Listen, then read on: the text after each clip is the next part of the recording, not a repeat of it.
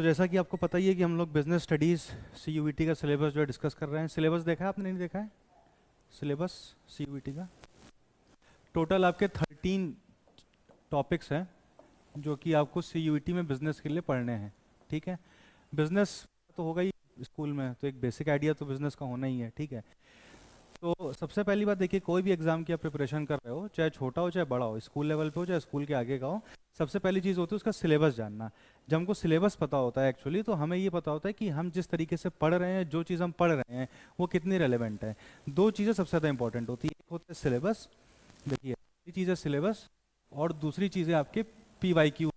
ठीक है, सिलेबस और PYQs, ये दोनों चीज़ें इंपॉर्टेंट रोल प्ले करती हैं। सिलेबस आपको ये गाइड करेगा कि क्या पढ़ना है, और PYQ ये गाइड करेंगे कि उस टॉपिक में से पर्टिकुलरली किस तरीके से पढ़ना है और कितना पढ़ना है।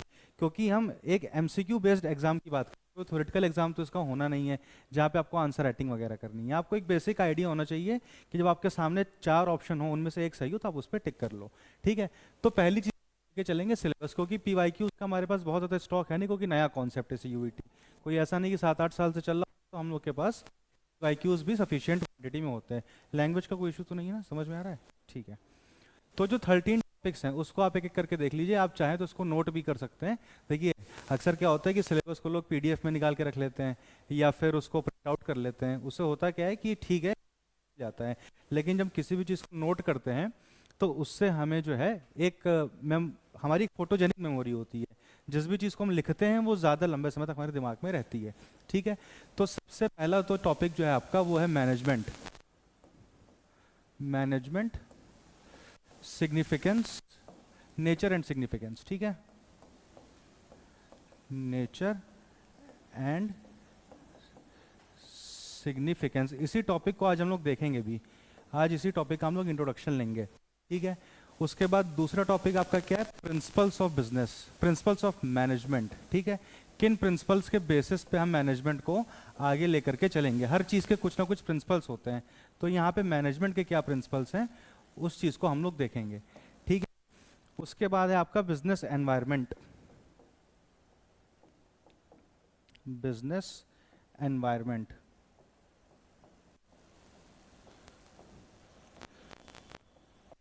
यहाँ तक क्या होगा कि बेसिक आपको इंट्रोडक्शन दिया जाएगा बिजनेस के बारे में। बिजनेस बेसिकली देखिए, आपने NCERT पढ़ी है? NCERT में आपने एक सबसे पहले पेज पे एक स्टोरी दी होगी क्लास 12th की, जिसमें टाटा कंपनी के बारे में बताया गया था। उसमें क्या बोला गया है कि टाटा कंपनी की जब शुरुआत की थी जमशेद जी ने, तो उसमें उनका एक सपना था कि मुझे 4 अपने गोल्स अचीव करने हैं, और वो अपने लाइफ स्पैन में सिर्फ एक ही गोल अचीव कर पाए थे, वो था एक ताज होटल जो उन्होंने बनाया था। लेकिन आज अगर हम टाटा कंपनी को देखते हैं तो कितने बड़े पैमाने पे उसका एक तरीके से एक्सपेंशन हो चुका है। मोर देन 100 कंट्रीज में अक्रॉस 5 कॉन्टिनेंट्स टाटा कंपनी फैली हुई है। अब इसके पीछे क्या क्या फैक्टर रिस्पॉन्सिबल हो सकते हैं? अगर मैं एक लेमैन टर्म में आपसे पूछूं कि आपको क्या लगता है कि जो एक बिजनेस एक होटल से शुरू हुआ, over a period of 100 years approximately 100 साल में वो बिजनेस इतना आगे कैसे बढ़ गया, तो आप एक लेमन टर्म में अगर आप मुझे बताएं कि क्या क्या रीजंस आपको लगते हैं हो सकते हैं इसके पीछे। क्योंकि बिजनेस तो हर दूसरे दिन कोई ना कोई शुरू करता है, लेकिन सारे नहीं एक्सपैंड हो पाते हैं। देखिए बिजनेस एक ऐसा टॉपिक है जिसको हम लोग प्रैक्टिकली पढ़ के चलेंगे। थ्योरेटिकली तो आपने स्कूल में पढ़ा होगा, है ना, उसका कोई मतलब नहीं है। थ्योरी आप आज पढ़ेंगे कल आपके दिमाग से गायब हो जाएगी। प्रैक्टिकली थोड़ा सा अपने आप को पुश करके अगर हम लोग करेंगे तो चीज़ें थोड़ा सा आसान रहेंगी। तो ये मत हिचकिचाइएगा कि हाँ मैं सही बोलूंगी या गलत, उसकी कोई भी लोड नहीं है।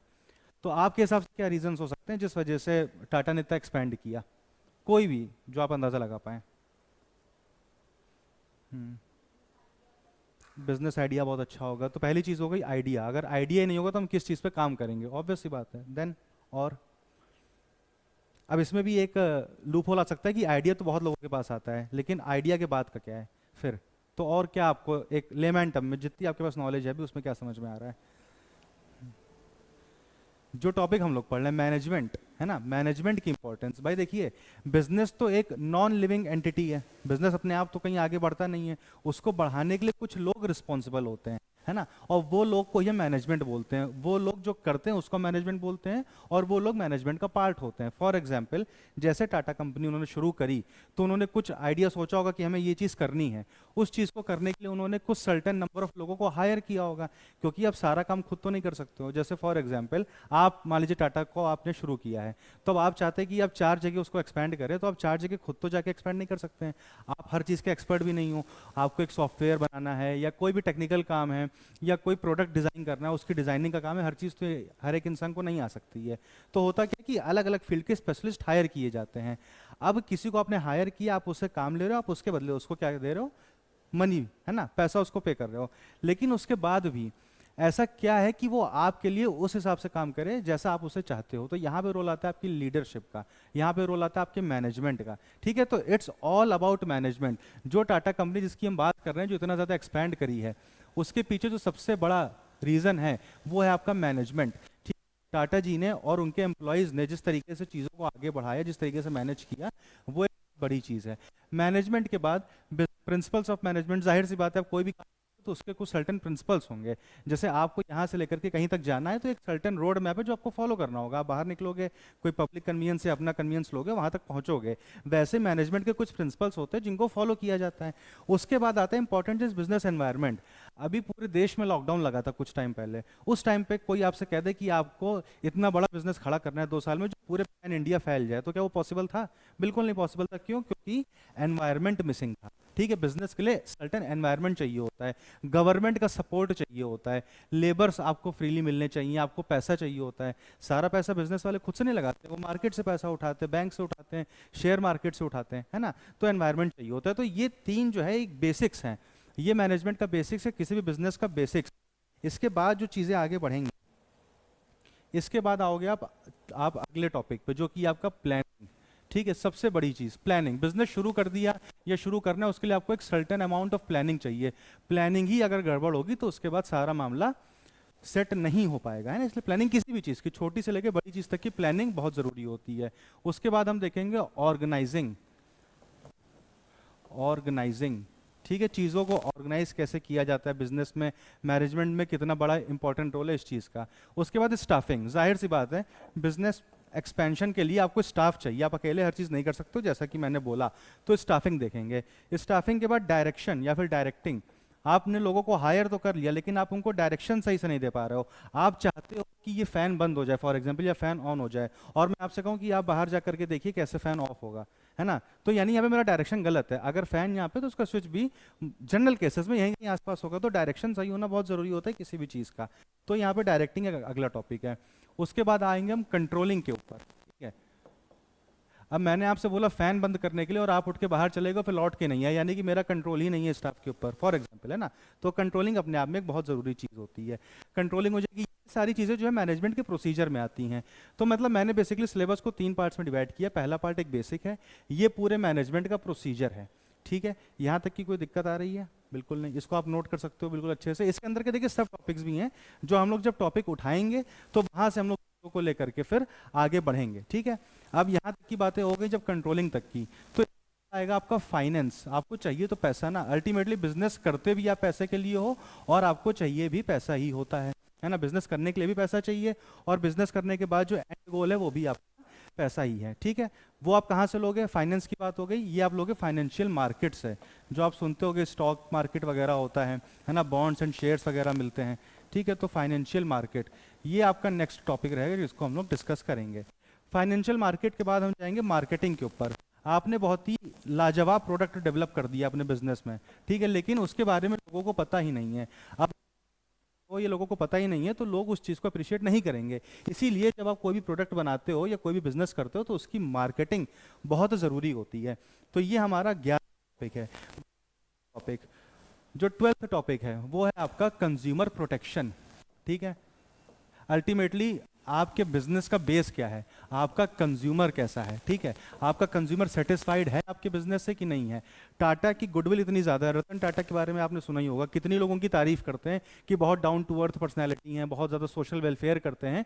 तो कहीं ना कहीं उनकी गुडविल की वजह से उनकी तरफ कंज्यूमर्स आते हैं, लेकिन कंज्यूमर उनकी गुडविल पे टिकेंगे नहीं उनके पास जब तक वो अच्छा प्रोडक्ट नहीं दे रहे होंगे या फिर कंज्यूमर का प्रोटेक्शन नहीं कर रहे होंगे। मान लीजिए टाटा की किसी एम्प्लॉय ने कोई फ्रॉड कर दिया, तो टाटा क्या रेमेडी दे रहा है ना, टाटा क्या रेमेडी दे रहा है या फिर हमारे देश की गवर्नमेंट क्या रेमेडी दे रही है उस पर्टिकुलर कंज्यूमर को जिसको ठगा गया है, ठीक है। तो कंज्यूमर प्रोटेक्शन हमारा एक इंपॉर्टेंट एस्पेक्ट है बिजनेस मैनेजमेंट का। और 13th टॉपिक है आपका एंटरप्रेन्योरशिप डेवलपमेंट, ठीक है, एंटरप्रेन्योरशिप डेवलपमेंट। क्योंकि आजकल देखिए गवर्नमेंट भी बहुत ज़्यादा बिजनेसेस को प्रमोट कर रही है, स्टार्टअप्स के आइडियाज़ को बहुत ज़्यादा प्रमोट किया जा रहा है, और जब तक आपके अंदर एक एंटरप्रेन्योरल एप्टीट्यूड नहीं होगा तब तक फिर कोई मतलब नहीं इन सब चीज़ों का। तो ये आपका ब्रॉडली टॉपिक है जिसको हम लोग पढ़ने वाले हैं, ठीक है, जिसको हम लोग पढ़ने वाले हैं। अब यहाँ पे नोट कर लिए तो पीछे कर दूँ मैं, ठीक है, हो गया, ठीक है। लोग आते हैं अपने पहले टॉपिक के ऊपर जो कि था हमारा management, management nature and significance, ठीक है, ये पहली यूनिट भी है, ठीक है, मैनेजमेंट नेचर एंड सिग्निफिकेंस। अब ये देखिए बेसिकली सबसे ज़्यादा इंपॉर्टेंट भी है आपका टॉपिक यही है, क्योंकि किसी भी चीज़ का जब बेस अच्छा होगा तो फिर आगे की जो इमारत है उसको हम अच्छे से बना पाएंगे। मैनेजमेंट देखिए बेसिकली मैंने आपको एक आइडिया दिया टाटा के एग्जांपल से कि टाटा जो इतने अच्छे से एक्सपैंड कर पाया, उसके पीछे जो 2-3 रीजंस थे, आपने अपने तरफ से जो आपको लगा आपने बताया, मैं आपको बताता हूँ कि और क्या क्या रीजंस थे। सबसे पहला उनका रीजन था कंज्यूमर सेटिस्फैक्शन, ठीक है, आप जो गुड्स बना रहे हो उससे कस्टमर सेटिस्फाई हो रहा है कि नहीं हो रहा है, ठीक है। कंज्यूमर सेटिस्फैक्शन सबसे बड़ी चीज़ थी जिसकी वजह से टाटा सक्सेसफुल हुआ, ठीक है। उसके अलावा दूसरा जो था वो था वर्कर सेटिस्फैक्शन, ठीक है, जो उनका स्टाफ है। देखिए आपके लिए कोई काम सिर्फ पैसे के लिए नहीं करता है, जब तक आप उसको एक अच्छी सर्विस नहीं दोगे, उसके जो पर्सनल गोल्स है, देखिए किसी भी इंस्टीट्यूट में कोई भी एम्प्लॉय जाता है काम करने के लिए तो पैसा तो एक सेकेंडरी चीज़ होती है। पैसा मान लीजिए किसी के पास नहीं है, वो कहीं पे काम करने के लिए जा रहा है फॉर एग्जांपल, तो वो उसका प्राइमरी मोटिव हो सकता है, लेकिन उसके बाद मान लीजिए किसी इंस्टीट्यूट में उसको रिस्पेक्ट ना मिले, हर रोज़ उसको सुबह से शाम तक डांटा जाए, तो क्या वो पैसा उसके लिए उतनी वर्थ रखेगा, है ना, जहाँ पे उसकी सेल्फ रिस्पेक्ट डेली खराब हो रही है या फिर उसकी फैमिली को कोई बेनिफिट नहीं मिल रहा है। तो होता क्या है कि जब ये टाटा कंपनी बनी थी उस समय हमारे देश में भाई ब्रिटिश का रूल था, 1900 की बात, 1800s की बात है, तो उस समय ब्रिटेन का रूल हमारे ऊपर था, तो कहीं ना कहीं गरीबी, पॉवर्टी बहुत ऊंचे लेवल पे थी। तो होता क्या था कि जो वर्कर्स थे तो उनकी फैमिली को सिक्योर करना ये टाटा ने किया। टाटा ने क्या किया, सिर्फ वर्कर्स को सैलरी नहीं पे करी, उन्होंने कहा कि हम हेल्थ केयर का बेनिफिट भी देंगे आपको, यानी कि कभी आप बीमार होते हो, है ना, तो उसको भी हम कवर करेंगे। जैसे आज की डेट में अधिकतर प्राइवेट और गवर्नमेंट हर जगह पे होता है जहाँ पे ये हेल्थ इंश्योरेंस की फैसिलिटी देता है एम्प्लॉयर अपने एम्प्लॉयज़ को, उनकी इमीडिएट फैमिली को, है ना। तो ये टाटा ने तब दिया जब शायद बहुत लोग इंडिया में इसके बारे में जानते भी नहीं थे कि ऐसा भी कुछ होता है, ठीक है। तो उन्होंने अपने वर्कर्स को, उनकी फैमिली को कवर किया कहीं ना कहीं, किस चीज़ में, हेल्थ केयर बेनिफिट में, कि अगर आपकी तबीयत खराब हो, आपके फैमिली में किसी की खराब हो तो हम उसको कवर करेंगे। तो पहला पॉइंट हुआ उनके सेटिस्फैक्शन के लिए। दूसरा उन्होंने क्या कहा, दूसरा उन्होंने शुरू किया प्रोविडेंट फंड। नाम सुना है इसका, क्या आप बता सकते हो क्या होता है प्रोविडेंट फंड, अगर पता हो तो, नहीं तो मैं बताऊं। प्रोविडेंट फंड मतलब नाम तो सुना ही होगा, PF करके, है ना। इसमें बेसिकली होता क्या है, जैसे मान लीजिए कोई एक इंसान है, वो किसी इंस्टीट्यूट में काम करने के लिए जा रहा है, तो काम इंसान कब तक कर पाएगा, किस एज तक कर पाएगा, आराम से 60-65 मैक्सिमम। उसके बाद क्या होगा कि बॉडी की हमारी एफिशिएंसी कम होने लगती है, उसका तो इंसान काम नहीं कर पाता है। उसके बाद क्या है ना, उसके बाद तो वो इंसान या तो बर्डन बन जाएगा अपनी फैमिली के ऊपर या फिर गवर्नमेंट के ऊपर।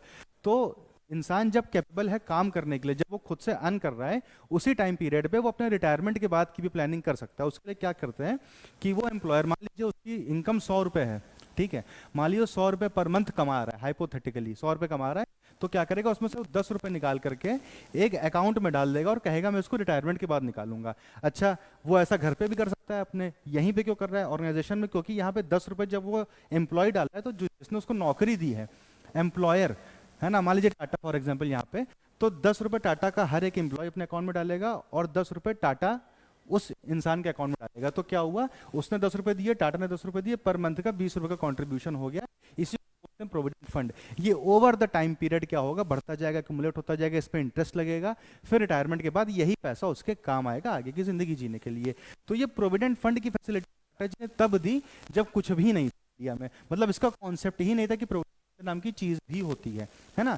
तो ये कुछ चीजें हैं। अब मैं ये क्यों बता रहा हूँ यहाँ पे, इसका क्या रेलेवेंस है? इसका रेलेवेंस ये है, ये सारी चीजें मैनेजमेंट का पार्ट है। आप कैसे अपने वर्कर्स को मैनेज करते हो। Management is not only about the operations, किसी इंस्टीट्यूशन में काम कैसे होगा कैसे नहीं होगा सिर्फ वो मैनेजमेंट नहीं होता है, आपके वर्कर्स को आप कैसे मैनेज कर रहे हो, ये भी एक बहुत बड़ा फैक्टर होता है। तो यहाँ पे कहीं ना कहीं एक मैनेजमेंट का ये की पॉइंट है। अच्छा, अब टाटा जी ऐसा कर क्यों रहे थे? बात ये भी आती है, ये इसलिए कर रहे थे क्योंकि टाटा ने कुछ सपना देखा कि मुझे अपने लाइफ टाइम में कुछ ऑब्जेक्टिव्स अचीव करने हैं टाटा ग्रुप के लिए। वो ऑब्जेक्टिव अचीव वो खुद से तो नहीं कर सकते, उनको अपने एम्प्लॉयज़ की मदद चाहिए। तो एम्प्लॉयज़ को उन्होंने ऐसा एनवायरनमेंट दिया, ऐसे बेनिफिट्स दिए कि वो उनके फेवर में काम करें। तो क्या हम इस चीज़ से एक मैनेजमेंट की एक बेसिक डेफिनेशन में जा सकते हैं, जिसमें हम ये कह देंगे कि मैनेजमेंट एक ऐसा प्रोसेस है जिसमें एम्प्लॉयर अपने एम्प्लॉयज़ को ऐसा एनवायरनमेंट देता है जिस एनवायरनमेंट में वो सेलेक्टेड एम्स की तरफ काम करते हैं ऑर्गेनाइजेशन के। जैसे मेरा एम है कि मुझे 100 करोड़ का बिजनेस अपना खड़ा करना है। अब मैं वो अकेले नहीं कर सकता हूँ, मेरे 50 एम्प्लॉय हैं। उन 50 एम्प्लॉय को मैंने ऐसी फैसिलिटीज़ दी, ऐसा मैंने एनवायरनमेंट क्रिएट किया कि वो 50 लोग मेरे साथ मिलकर के उस 100 करोड़ के एम तक जा रहे हैं। This is what it is management in layman terms. इसकी आप चाहो तो डेफिनेशन लिख लो, क्योंकि ये आपके कहीं ना कहीं उसमें आ सकती है एमसीक्यू फॉर्मेट में कि डेफिनेशन किसकी है। एक बहुत ही फेमस आपके थिंकर हुए हैं, ठीक है, पहले आप लिखिए, management is the process of designing and maintaining an environment. Management is the process of designing and maintaining an environment in which individuals working together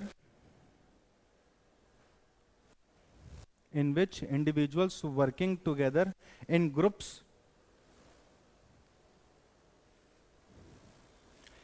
efficiently accomplish selected aims.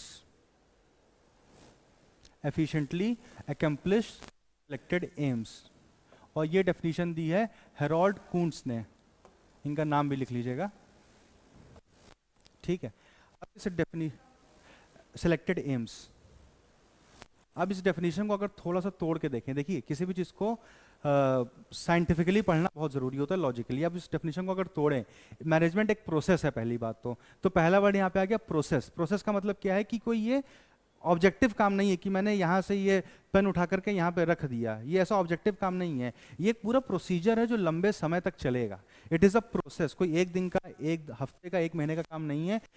एक organisation survive करेगा तब तक management आपका चलेगा, ठीक है। अब यहाँ पे दूसरी बात क्या आई, designing and maintaining an environment, यानी कि हमें एक एनवायरनमेंट डिजाइन करना है जिसमें वर्कर्स एफिशिएंटली अपना काम करें। जैसे मान लीजिए फॉर एग्जाम्पल सारे वर्कर्स अपने अपने घर से होकर के आते हैं काम पे, ठीक है, घर में सबके इश्यूज होते हैं, ठीक है। अब आप ऐसा एनवायरनमेंट किस तरीके से क्रिएट करें कि वो बंदा जो आपके लिए काम करने आ रहा है वो आपके ऑफिस में घुसते ही अपने घर की सारी दिक्कतें भूल करके आपके लिए अच्छे से काम करे, ये मैनेजमेंट है। अब वो एनवायरनमेंट आपको सिर्फ डिजाइन नहीं करना है, एक बार डिजाइन करके छोड़ दिया। जैसे मान लीजिए हमने यहाँ पे चेयर्स लगाई, असेंबल करी क्लास शुरू होने से पहले, तो हमने असेंबल करी, क्लास खत्म हुई, आधी चेयर इधर है आधी चेयर उधर है ना, तो ये मेंटेनेंस नहीं है। हम उसको पहले डिजाइन करें फिर लॉन्ग टर्म में मेंटेन करें, वही चीज़ वहाँ पे भी होती है मैनेजमेंट में भी। आप ऐसा एनवायरनमेंट पहले डिजाइन करिए फिर उसको लॉन्ग टर्म में मेंटेन करिए जिसमें सारे वर्कर्स एक साथ मिल करके काम करें और मैनेजमेंट का जो एम है, जैसे कि मैंने एग्जांपल दिया 100 करोड़ वाला, उसको अचीव करने में मदद करें। तो यहाँ से हमको मैनेजमेंट का एक बेसिक आइडिया मिलता है, ठीक है। अब अगर आपसे कोई पूछे मैनेजमेंट क्या है, तो क्या आप उसको लेमन टर्म्स में बता पाएंगे?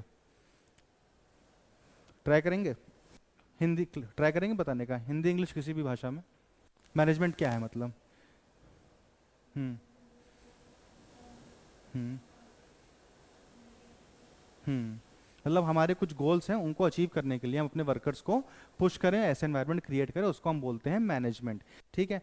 अब यहाँ पे एक छोटी सी बात आप और देखिए, चाहे कोई छोटा सा इंस्टीट्यूट हो या बहुत बड़ा इंस्टीट्यूट हो, हर जगह पे मैनेजमेंट ज़रूरी है। और सिर्फ इंस्टीट्यूट की बात ही क्यों, पढ़ाई से लेकर के काम तक हर एक चीज़ मैनेज होती है। जैसे हम सुबह उठते हैं शाम को सोते हैं तो पूरा दिन मैनेज ही तो करते हैं ना अपना, कि अब हम इस टाइम पे ये करेंगे उस टाइम पे वो करेंगे, तो हमारे मैनेजमेंट ही है हमारे दिन का भी। पढ़ाई करने में बैठते तो सोचते हैं 1 घंटे पहले ये पढ़ेंगे फिर आधे घंटे ये पढ़ेंगे, इसको रिवाइज करेंगे, लिखेंगे, इस तरीके से चीज़ें, है ना। तो कहीं ना कहीं वहाँ भी मैनेजमेंट का रोल आता है। तो मैनेजमेंट हर एक लेवल पे है, सिर्फ इंस्टीट्यूशन में नहीं है, आपके डे टू डे लाइफ में भी मैनेजमेंट है। अब इससे हम आएंगे किसके ऊपर, मैनेजमेंट के फीचर्स के ऊपर।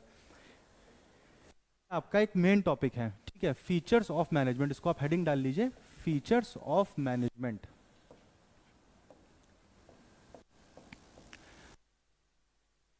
सबसे पहले एक चीज पे हम चलेंगे, वो है आपका इफेक्टिवनेस एंड एफिशिएंसी। ये दो टर्म होते हैं, ठीक है। अभी मैंने बोला ना कि वर्कर्स जो हैं वो इफेक्टिवली काम कर पाए, है ना। तो इफेक्टिवनेस क्या है और एफिशिएंसी क्या है? इफेक्टिवनेस एंड एफिशिएंसी, इसका बहुत सिंपल सा मैं आपको एग्जांपल देके बताता हूँ। जैसे मान लीजिए मैंने आपको पूरा कोर्स पढ़ा दिया फॉर एग्जांपल, ठीक है। फिर मैंने आपसे कहा ये 5 क्वेश्चन मैं आपको दे रहा हूँ पूरे सिलेबस के बेसिस पे अभी क्लास में ही, और आपको मैं आधे घंटे का टाइम दे रहा हूँ जिसमें आपको ये पांचों के आंसर लिखने हैं, ठीक है।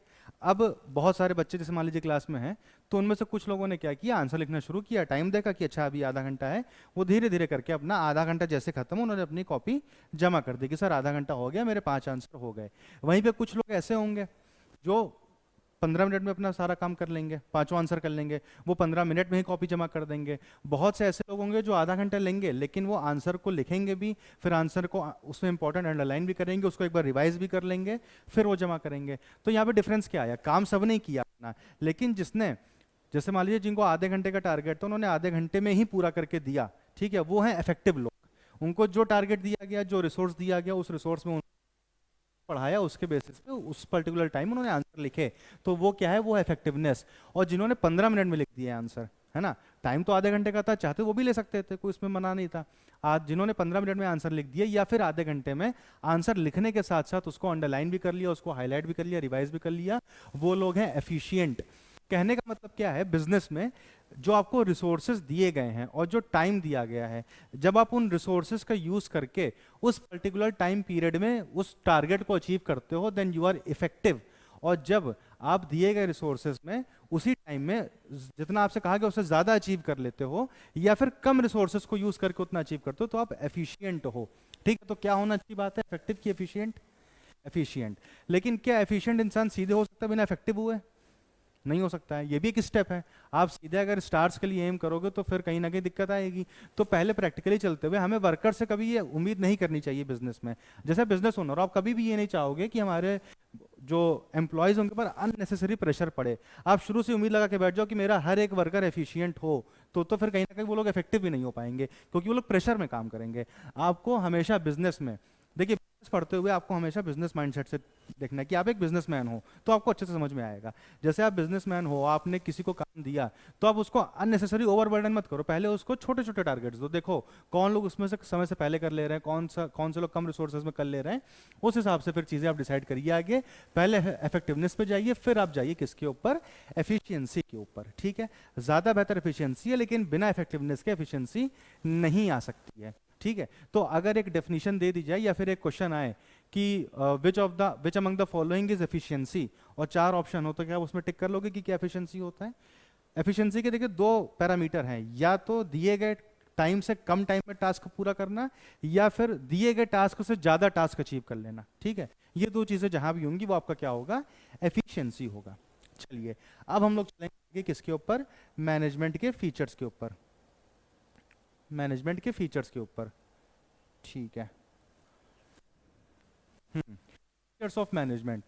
तो देखिए सबसे पहली चीज क्या है, अगर मैं कहूं कि, क्या नाम बताया था, नबा, मैं अगर आपसे कहूं कि नबा आपको ये इंस्टीट्यूट मैनेज करना है फॉर एग्जांपल, तो आपका पहला सवाल क्या होना चाहिए? पहला सवाल ये होगा कि सर मैनेज करने का हमारा एंड गोल क्या है, मतलब आप क्या चाहते हैं, क्या उम्मीद है आपकी, क्या एक्सपेक्टेशन है आपकी, आप किस गोल के साथ हमसे कह रहे हैं कि आपको इसे मैनेज करना है। तो सबसे पहला जो फीचर है मैनेजमेंट क्या है, वो एक गोल ओरिएंटेड प्रोसेस है। लिख लीजिए इसको, management is a goal oriented process. जब नहीं है, अब यहाँ पे देखिए डिफर कर सकते हैं। कोई हॉस्पिटल है तो हॉस्पिटल का टारगेट क्या होगा कि हम उनका ये टारगेट नहीं होगा कि हम ज़्यादा से ज़्यादा पेशेंट्स को अकोमोडेट कर लें, भाई वो तो बट ऑब्वियस टारगेट है, लेकिन उनकी कैपेसिटी होगी। उनका पहला टारगेट क्या होगा कि जो पेशेंट्स हमारे पास आए हैं उनको हम बेहतर सर्विस प्रोवाइड करें, वो जो हमसे उम्मीद लेकर के आए हैं उनको हम वो सर्विस प्रोवाइड करें, उससे फिर और हमारे पास पेशेंट्स ऑटोमेटिकली आएंगे, है ना। अल्टीमेटली देखिए हर एक बिजनेस का एंड गोल तो प्रॉफिट मोटिव ही होता है, लेकिन उस मोटिव पे जाने के लिए रास्ते अलग होते हैं। देखिए कोई भी ऑर्गेनाइजेशन बनेगा, जैसे मान लीजिए आपने कोई ऑर्गेनाइजेशन खड़ा किया बहुत सारे पैसे लगा करके, तो आप सोचोगे कि हमारा टर्नओवर लाखों करोड़ों का हो जाए। आप पहले सोचोगे कि जो बिजनेस हमने खड़ा किया ये सर्वाइव कर जाए, है ना, एटलीस्ट हमने जितना पैसा इसमें लगाया है, जितना पैसा हमारा लग रहा है उतना पैसा आता रहे, तो क्या होगा, ऑर्गेनाइजेशन हमारा सर्वाइव करेगा। जब सर्वाइव कर जाएगा तब आप प्रॉफिट की तरफ बात करोगे। तो कहीं ना कहीं गोल सबका प्रॉफिट ही होता है, लेकिन गोल तक जाने का जो एक तरीका होता है वो हर एक ऑर्गेनाइजेशन का डिफरेंट होता है। और कोई ऑर्गेनाइजेशन नया है, कोई पुराना है, कैसा है, इस पर डिपेंड करता है कि उसका गोल क्या होगा। लेकिन management ultimately goal oriented process ही होता है, ये पहला फीचर है जो आपको ध्यान रखना है। दूसरा, मैनेजमेंट इज ऑल परवेसिव। अब इसका मतलब क्या है, मैनेजमेंट इज ऑल परवेसिव, इसका मतलब है कि चाहे इंडिया हो चाहे यूएसए हो, मैनेजमेंट हर जगह सेम है, ठीक है। आप ऐसा नहीं कि यूएसए में कोई बिजनेस खोले तो वहाँ पे मैनेजमेंट की ज़रूरत नहीं है, या इंडिया में खोले तो वहाँ पे ज़्यादा ज़रूरत है, या अगर आपका छोटा सा मान लीजिए एक पेट्रोल पंप है तो वहाँ पे कम मैनेजमेंट चाहिए, और बड़ा सा कोई इंस्टीट्यूट है वहाँ पे ज़्यादा चाहिए। मैनेजमेंट की रिक्वायरमेंट हर जगह है, बस सबका तरीका अलग हो सकता है, वही again depending upon the goal of the organisation, ठीक है। क्या गोल है उसकी वजह से क्या होगा कि मैनेजमेंट करने का तरीका बदल जाएगा, प्रोसेस बदल जाएगा, और कहीं ना कहीं काम करने का जो एक टेक्निक होगी वो चेंज हो जाएगी, लेकिन रहेगा मैनेजमेंट हर जगह, छोटे से इंस्टीट्यूट से लेकर के बड़े इंस्टीट्यूट तक, all over India, pan global, globally हर जगह मैनेजमेंट रहेगा ही रहेगा। इसका मतलब है मैनेजमेंट इज ऑल परवेसिव, ठीक है। देखिए कई बार आपका ऐसा आ सकता है कि आपको लिख दिया जाएगा कि स्टेटमेंट कि management remain same through out the globe irrespective of the country, but the procedure of the management can differ, which of the feature is being talked about in this statement। तो यहाँ पे फिर चार option आएंगे, तो वहाँ पे आपको करना है कि मैनेजमेंट इज ऑल परवेसिव। यहाँ तक की बात क्लियर है, आपने इसको नोट कर लिया है, ठीक है। इसके बाद अगर हम देखें तो यहाँ पे क्या आएगा, मैनेजमेंट एक हो गया गोल ओरिएंटेड हो गया, ऑल परवेसिव हो गया। इसके अलावा आपका जो होगा सोसाइटी, है ना, सोसाइटी को भी लेकर के चलेगा, सोशल एस्पेक्ट जो होगा, social aspect of management, social aspect of management. देखिए आप बिजनेस कर रहे हो पैसा कमाने के लिए, लेकिन आप सोसाइटी की जिम्मेदारी से पीछे नहीं हट सकते हो, ठीक है। सोसाइटी की जिम्मेदारी से पीछे नहीं हट सकते हो। आपने मान लीजिए कहीं पे किसी पब्लिक एरिया में जहाँ पे लोग रहते हैं, रेजिडेंशियल एरिया में बेसिकली कोई ऐसी इंडस्ट्री खोल दी जिसमें बहुत ज़्यादा शोर होता है, जैसे अभी आपको बाहर से आवाज़ आ रही होगी किसी चीज़ की लगातार। अब मान लीजिए कोई ऐसा रेजिडेंशियल एरिया है जहाँ पे बिजनेस खोल दिया आपने, लगातार शोर हो रहा है, तो क्या वो सोसाइटी के लिए एक अच्छी चीज़ है? हालांकि इसके लिए तो बहुत सारे रूल्स एंड रेगुलेशंस होते हैं, लेकिन उसके बाद भी आपको बिजनेस करते टाइम सोसाइटी का ध्यान रखना ज़रूरी है। उसके अलावा क्या आप कोई ऐसा प्रोडक्ट बना रहे हो जो सोसाइटी के लिए नुकसान कर रहा है, या फिर अपने वर्कर्स को कैसे डील कर रहे हो, मतलब आपको हर स्टेप में कहीं ना कहीं सोसाइटी एट अ लार्ज को ध्यान रखते हुए चलना है। इससे क्या होगा, जो आपकी ऑर्गेनाइजेशन होगा उसकी गुडविल बनेगी। गुडविल पता है आपको, गुडविल पता है, एक अच्छी इमेज, है ना, जिसको आप कैश कर सकते हो आगे, जैसे रतन टाटा साहब की है एक अच्छी इमेज। तो कहीं ना कहीं मैनेजमेंट को एक social aspect of the business को भी लेकर के चलना चाहिए। अब हम चौथे फीचर की तरफ। चौथा फीचर क्या है इनका, मैनेजमेंट इज मल्टी डायमेंशनल। क्या है, मैनेजमेंट इज मल्टी डायमेंशनल। अब इसका क्या मतलब है मल्टी डायमेंशनल? जो मैंने इतनी देर में आपको बताया है उसमें आपने कई बार सुना होगा कि मैनेजमेंट सिर्फ ऑफिस का नहीं होता है, एम्प्लॉयज का भी होता है, ठीक है। अब एम्प्लॉयज का मैनेजमेंट होता है, ऑफिस का मैनेजमेंट होता है, जो आप प्रोडक्ट बना रहे हो उसका मैनेजमेंट होता है। जैसे फॉर एग्जांपल कोई ऐसी कंपनी है जो क्या बनाती है, मान लीजिए वॉचेस, है ना, वॉचेस बनाती है कोई कंपनी, वॉच बनाने की कंपनी है। तो यहाँ पे क्या होगा, कुछ स्टाफ रखा गया होगा जो लेबर वाला वर्क करता होगा, जो वॉचेस को डिज़ाइन करता होगा। कुछ लोग डिज़ाइन बनाते होंगे, कुछ लोग फैक्ट्री में बैठ के उसको बनाते होंगे, प्रैक्टिकली उसको अप्लाई करते होंगे। तो कहीं ना कहीं इसका मैनेजमेंट करना ज़रूरी है। फिर जो लोग इसको बना रहे हैं, जो वर्कर्स हैं, है ना, सबसे पहला क्या हो गया, ऑपरेशंस। बेसिकली आप क्या काम कर रहे हो, जैसे हॉस्पिटल है तो हॉस्पिटल में पेशेंट्स आ रहे हैं, है ना, सर्जरीज हो रही, तो उनका मैनेजमेंट, उसी को हम बोलेंगे ऑपरेशंस, ठीक है। या फिर कोई आपकी फैक्ट्री है जहाँ पे वॉचेस बन रही है, तो वॉचेस बनाने को हम ऑपरेशन बोल देंगे वहाँ पे। तो नंबर एक चीज़ जिसको मैनेज किया जाता है वो होते हैं आपके ऑपरेशंस। नंबर दो पे क्या होते हैं, आपके वर्कर्स का मैनेजमेंट किया जाता है, ठीक है। वर्कर्स का मैनेजमेंट किया जाता है। इसीलिए कहा गया कि मैनेजमेंट मल्टी डायमेंशनल है, कोई वो एक ऐसा सिंगुलर बाइनरी नहीं है कि हमें ये एग्जैक्टली करना है। आप नहीं बता सकते हो किसी भी ऑर्गेनाइजेशन को जाने समझे बिना कि उसका मैनेजमेंट कैसे होगा, क्योंकि भाई उसके बहुत सारे फेसेट्स होते हैं। जैसे फॉर एग्जांपल ये इंस्टीट्यूट ही है मान लीजिए, ठीक है, तो यहाँ पे कहीं ना कहीं से इलेक्ट्रिसिटी आ रही होगी, है ना, कहीं ना कहीं से वाटर सप्लाई आ रही होगी, ये जो आपके मॉनिटर ऑन करना है, ये सब बहुत सारी चीज़ें होती है छोटी मोटी करने के लिए। फिर जो यहाँ पे काम कर रहे हैं या फिर यहाँ पे जो लोग पढ़ने आ रहे हैं तो उनका मैनेजमेंट। तो आपने देखा ना कि एक ही छोटे से ऑर्गेनाइजेशन में भी कितने लेवल पे मैनेजमेंट की जरूरत होती है। तो आप सोचिए जो बड़े बड़े इंस्टीट्यूट्स हैं वहां पे कितना ज्यादा होगा मैनेजमेंट करना। तो इससे हम क्या कहेंगे कि मैनेजमेंट आपका जो है मल्टी डायमेंशनल चीज। ये आपका चौथा फीचर हो गया।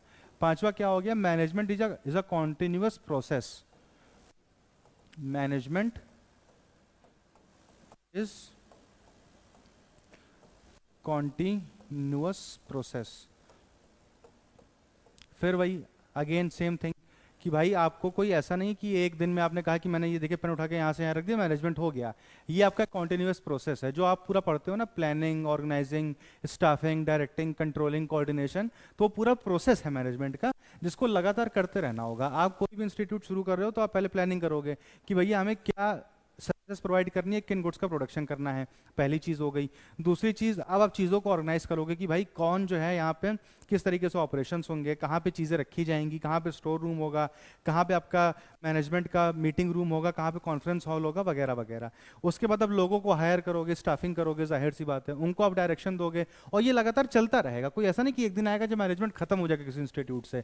जब तक आप इंस्टीट्यूट है तब तक आपका मैनेजमेंट चलता रहेगा। यहाँ तक की बात आपको क्लियर हो गई, ठीक है। तो management is a continuous process.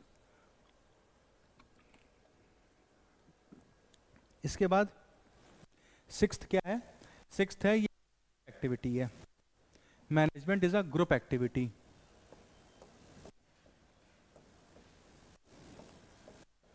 Management group activity. कोई आप अकेले कमरे में बैठ करके अपने ऑफिस में बैठ करके एक छोटे से केबिन में मैनेजमेंट नहीं कर सकते हो, है ना। आपको ऑफिस में निकलना पड़ेगा, अपने एम्प्लॉय से मिलना पड़ेगा, एक टीम क्रिएट करनी पड़ेगी मैनेजमेंट की। आप जैसे मान लीजिए प्रोडक्शन का काम होता है किसी भी ऑर्गेनाइजेशन में, सेल्स का काम होता है, मार्केटिंग का काम होता है, फाइनेंस का काम होता है, तो सारी चीज़ आप अकेले नहीं कर सकते हो, आपको पूरी एक टीम चाहिए। तो ये ग्रुप एक्टिविटी है, अकेले बैठ के करना किसी के बस की बात यहाँ पे नहीं होती है। अब यहाँ तक बताइए कोई दिक्कत आई यहाँ पे, कोई भी डाउट छोटा सा?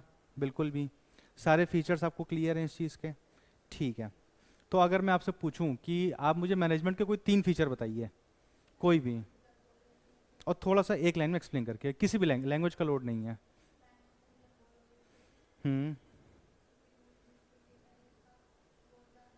ठीक है। मैनेजमेंट इज ऑल परवेसिव, ठीक है। इसका मतलब क्या हुआ?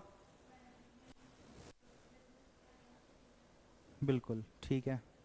और कॉन्टिन्यूअस प्रोसेस, ठीक है। एक और बताएंगी? ठीक है, सामने ही है। चलिए अगले पे चलते हैं। Management is dynamic in nature, ठीक है। Management is dynamic in nature.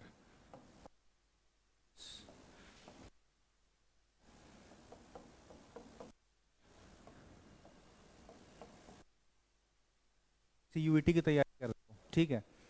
आपको इस समय पता है कि एक पर्टिकुलर सिलेबस है जिसके हिसाब से हमें पढ़ना है, ये पर्टिकुलर चीज़ें आती हैं, ऐसा पैटर्न एग्जाम का, हम एग्जाम दे आएंगे जा करके पढ़ के। लेकिन मान लीजिए आपका कोई छोटा भाई बहन है, या आपसे आज के 20 साल बाद कोई भी इंसान आपसे रिकमेंडेशन मांगे कि मुझे सीयूईटी की तैयारी करनी है, तो मुझे क्या करना होगा? तो क्या आपने जो 20 साल पहले तैयारी की थी आप उसको वही रिकमेंड कर दोगे सेम? क्यों नहीं करोगे? कुछ अंदाजा? हो सकता है 20 साल में पैटर्न चेंज हो गया हो, एग्जाम का सिलेबस चेंज हो गया हो, नई चीज़ें ऐड ऑन हो गई हो सकता है ऑब्जेक्टिव की जगह सब्जेक्टिव हो गया हो, है ना। कहने का मतलब क्या है कि जो चीज़ डायनेमिक होती है उसमें आप एक स्टैंडर्ड प्रोसीजर को लगातार फॉलो नहीं कर सकते हो। जैसे बिजनेस का पॉइंट ऑफ व्यू से लीजिए, कोविड के पहले जो एजुकेशन की इंडस्ट्री थी, जो कोचिंग इंडस्ट्री थी, वो कैसी थी? प्रॉपरली ऑफलाइन पूरा, ठीक है। आप जाते थे कोचिंग में बैठ के वहाँ पे क्लासेस करते थे। कोविड आया तो क्या हुआ? कोविड आया तो लॉकडाउन लग गया, लॉकडाउन लगा तो क्या हुआ, कोचिंग सेंटर्स पे कुछ टाइम के लिए जाना आना बंद हो गया, तो कोचिंग सेंटर्स ने उसका ऑल्टरनेटिव क्या निकाला, ऑनलाइन एजुकेशन। ठीक है, तो यहाँ पे क्या हुआ, मार्केट चेंज हुआ, डायनेमिक, डायनेमिक का ऑपोजिट क्या होता है, स्टैटिक, स्टैटिक जो एक जैसा ठहरा हुआ हो, रुका हुआ, डायनेमिक जो लगातार चेंज हो रहा हो। तो मैनेजमेंट भी वैसे ही डायनेमिक है। आज मान लीजिए देश में कोई, आपको ये तो आप मानते ही होंगे कि कोई भी बिजनेस हो उसके ऊपर गवर्नमेंट का इंपैक्ट बहुत ज़्यादा पड़ता है। अभी मान लीजिए गवर्नमेंट जीएसटी का कुछ सर्टेन रेट लगा रही है, कुछ टैक्स ले रही है जनता से, हो सकता है कल को कोई और गवर्नमेंट है वो टैक्स चेंज कर दे, है ना, हो सकता है उसकी बिजनेस के प्रति पॉलिसी बदल जाए। अभी की गवर्नमेंट क्या कर रही है, स्टार्टअप्स को बढ़ावा दे रही है कि नए नए लोग आए बिजनेस करें, या जो क्लीन एनर्जी है, न्यूक्लियर एनर्जी है, सोलर एनर्जी है, विंड एनर्जी है, उसको और ज़्यादा प्रोडक्शन की तरफ गवर्नमेंट ध्यान दे रही है। मान लीजिए आज के 10 साल बाद, तो आज की डेट में अगर कोई बिजनेस सोलर इंडस्ट्री में जाना चाहता है तो उसके लिए बहुत ज़्यादा बेनिफिट है, क्योंकि गवर्नमेंट सपोर्ट कर रही है। आज के 20 साल बाद हो सकता है सोलर को उतना सपोर्ट ना मिले गवर्नमेंट का, तो क्या होगा कि वहाँ पे फिर स्ट्रैटेजीज चेंज करनी होंगी। तो ऐसे कोई भी बिजनेस हो वो बहुत डायनेमिक होता है, बिजनेस डायनेमिक है तो बिजनेस का मैनेजमेंट भी डायनेमिक होगा, लगातार नेचर के साथ साथ, है ना, एनवायरनमेंट के साथ साथ, बिजनेस की जो एनवायरनमेंट है, ये धूप सर्दी वाली एनवायरनमेंट नहीं, जो बिजनेस की एनवायरनमेंट है उसके साथ आपको लगातार अडेप्ट करना पड़ेगा, अपनी स्ट्रेटजीज को चेंज करना पड़ेगा। तो management is a dynamic management feature, ये 7वां फीचर हो गया। 8वां क्या है, मैनेजमेंट इज इनटेंजिबल। ठीक है, management is intangible force, management is intangible force. Intangible का मतलब पता है, जिसको छू और टच नहीं कर सकते। मैनेजमेंट कहीं आपने देखा है रखा हुआ कहीं पे, किसी भी इंस्टीट्यूट में, बड़े से बड़ा इंस्टीट्यूट हो, कहीं मैनेजमेंट रखा हुआ दिखाई पड़ता है, नहीं, है ना। मैनेजमेंट एक प्रोसीजर है जिसको लोग फॉलो करते हैं, जो एक इनटेंजिबल फोर्स है। जैसे आपसे आप मान लीजिए किसी हॉस्पिटल में एम्प्लॉई हैं फॉर एग्जाम्पल, या फिर हॉस्पिटल छोड़िए, आप किसी बड़ी फैक्ट्री में एम्प्लॉई हैं जहाँ पे आपको घड़ियाँ वॉचेस बनानी है। ठीक है, अब आपसे आपके जो सुपरवाइजर है वो कह के गए कि आज शाम तक 10 घड़ियाँ हमको आप कंप्लीट करके दोगे। तो अब ये जो चीज़ है, ये जो आपको एक आदेश दिया गया, वो आपके दिमाग में है, आपके ऊपर इंपैक्ट करेगी वो चीज़। तो आप लगातार काम करोगे, भले ही आपको 1 घंटा या आधा घंटा एक्स्ट्रा करना पड़े, लेकिन आप उस टारगेट को अचीव करोगे। लेकिन आपको कहीं भी मैनेजमेंट दिखाई नहीं पड़ रहा है ना। तो वो एक फोर्स तो है लेकिन इनटेंजिबल है, जिसको आप छू और देख नहीं सकते हो। तो ये सारे फीचर्स हैं मैनेजमेंट के। अब इन फीचर्स को पढ़ने के बाद कुछ एक दिमाग में इमेज क्लियर हो रही होगी कि मैनेजमेंट होता क्या है। ठीक है, चलिए, यहाँ पे जब मैनेजमेंट के फीचर्स हो गए हैं तो अब हम लोग किस चीज़ पे पढ़ेंगे, ऑब्जेक्टिव्स ऑफ मैनेजमेंट।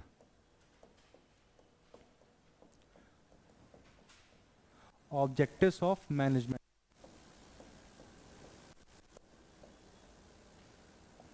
ठीक है। हम लोगों ने क्या देखा, मैनेजमेंट का एक बेसिक इंट्रोडक्शन देखा कि मैनेजमेंट होता क्या है, उसकी एक डेफिनेशन देखी हम लोगों ने, उसका एक बेसिक जिस्ट क्या होता है, कोर क्या होता है, ये हम लोगों ने समझा। फिर हम लोगों ने क्या किया, हम लोगों ने लगभग लगभग 7-8 फीचर्स मैनेजमेंट के देखे कि अल्टीमेटली मैनेजमेंट के क्या कैरेक्टरिस्टिक्स हैं, क्या नेचर है उसका, नेचर नहीं बल्कि कैरेक्टरिस्टिक्स देखे। फिर हम लोगों ने इफेक्टिवनेस और एफिशिएंसी का डिफरेंस देखा। अब हम लोग आएंगे मैनेजमेंट के ऑब्जेक्टिव के ऊपर। कुछ अंदाजा है क्या हो सकते हैं मैनेजमेंट के ऑब्जेक्टिव्स, कुछ भी अंदाजा क्या हो सकता है ऑब्जेक्टिव मैनेजमेंट का। जैसे मान लीजिए आपको मैंने मैनेजर बना दिया यहाँ का, तो आपका क्या ऑब्जेक्टिव होगा, सोचिए सोचिए।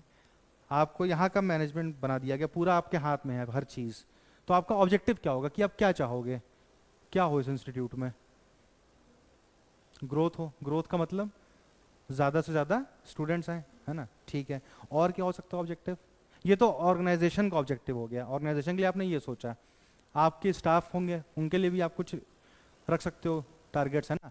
तो कहने का मतलब ये है कि जो मैनेजमेंट के ऑब्जेक्टिव्स हैं उनको भी हम 3 पार्ट्स में डिवाइड कर सकते हैं।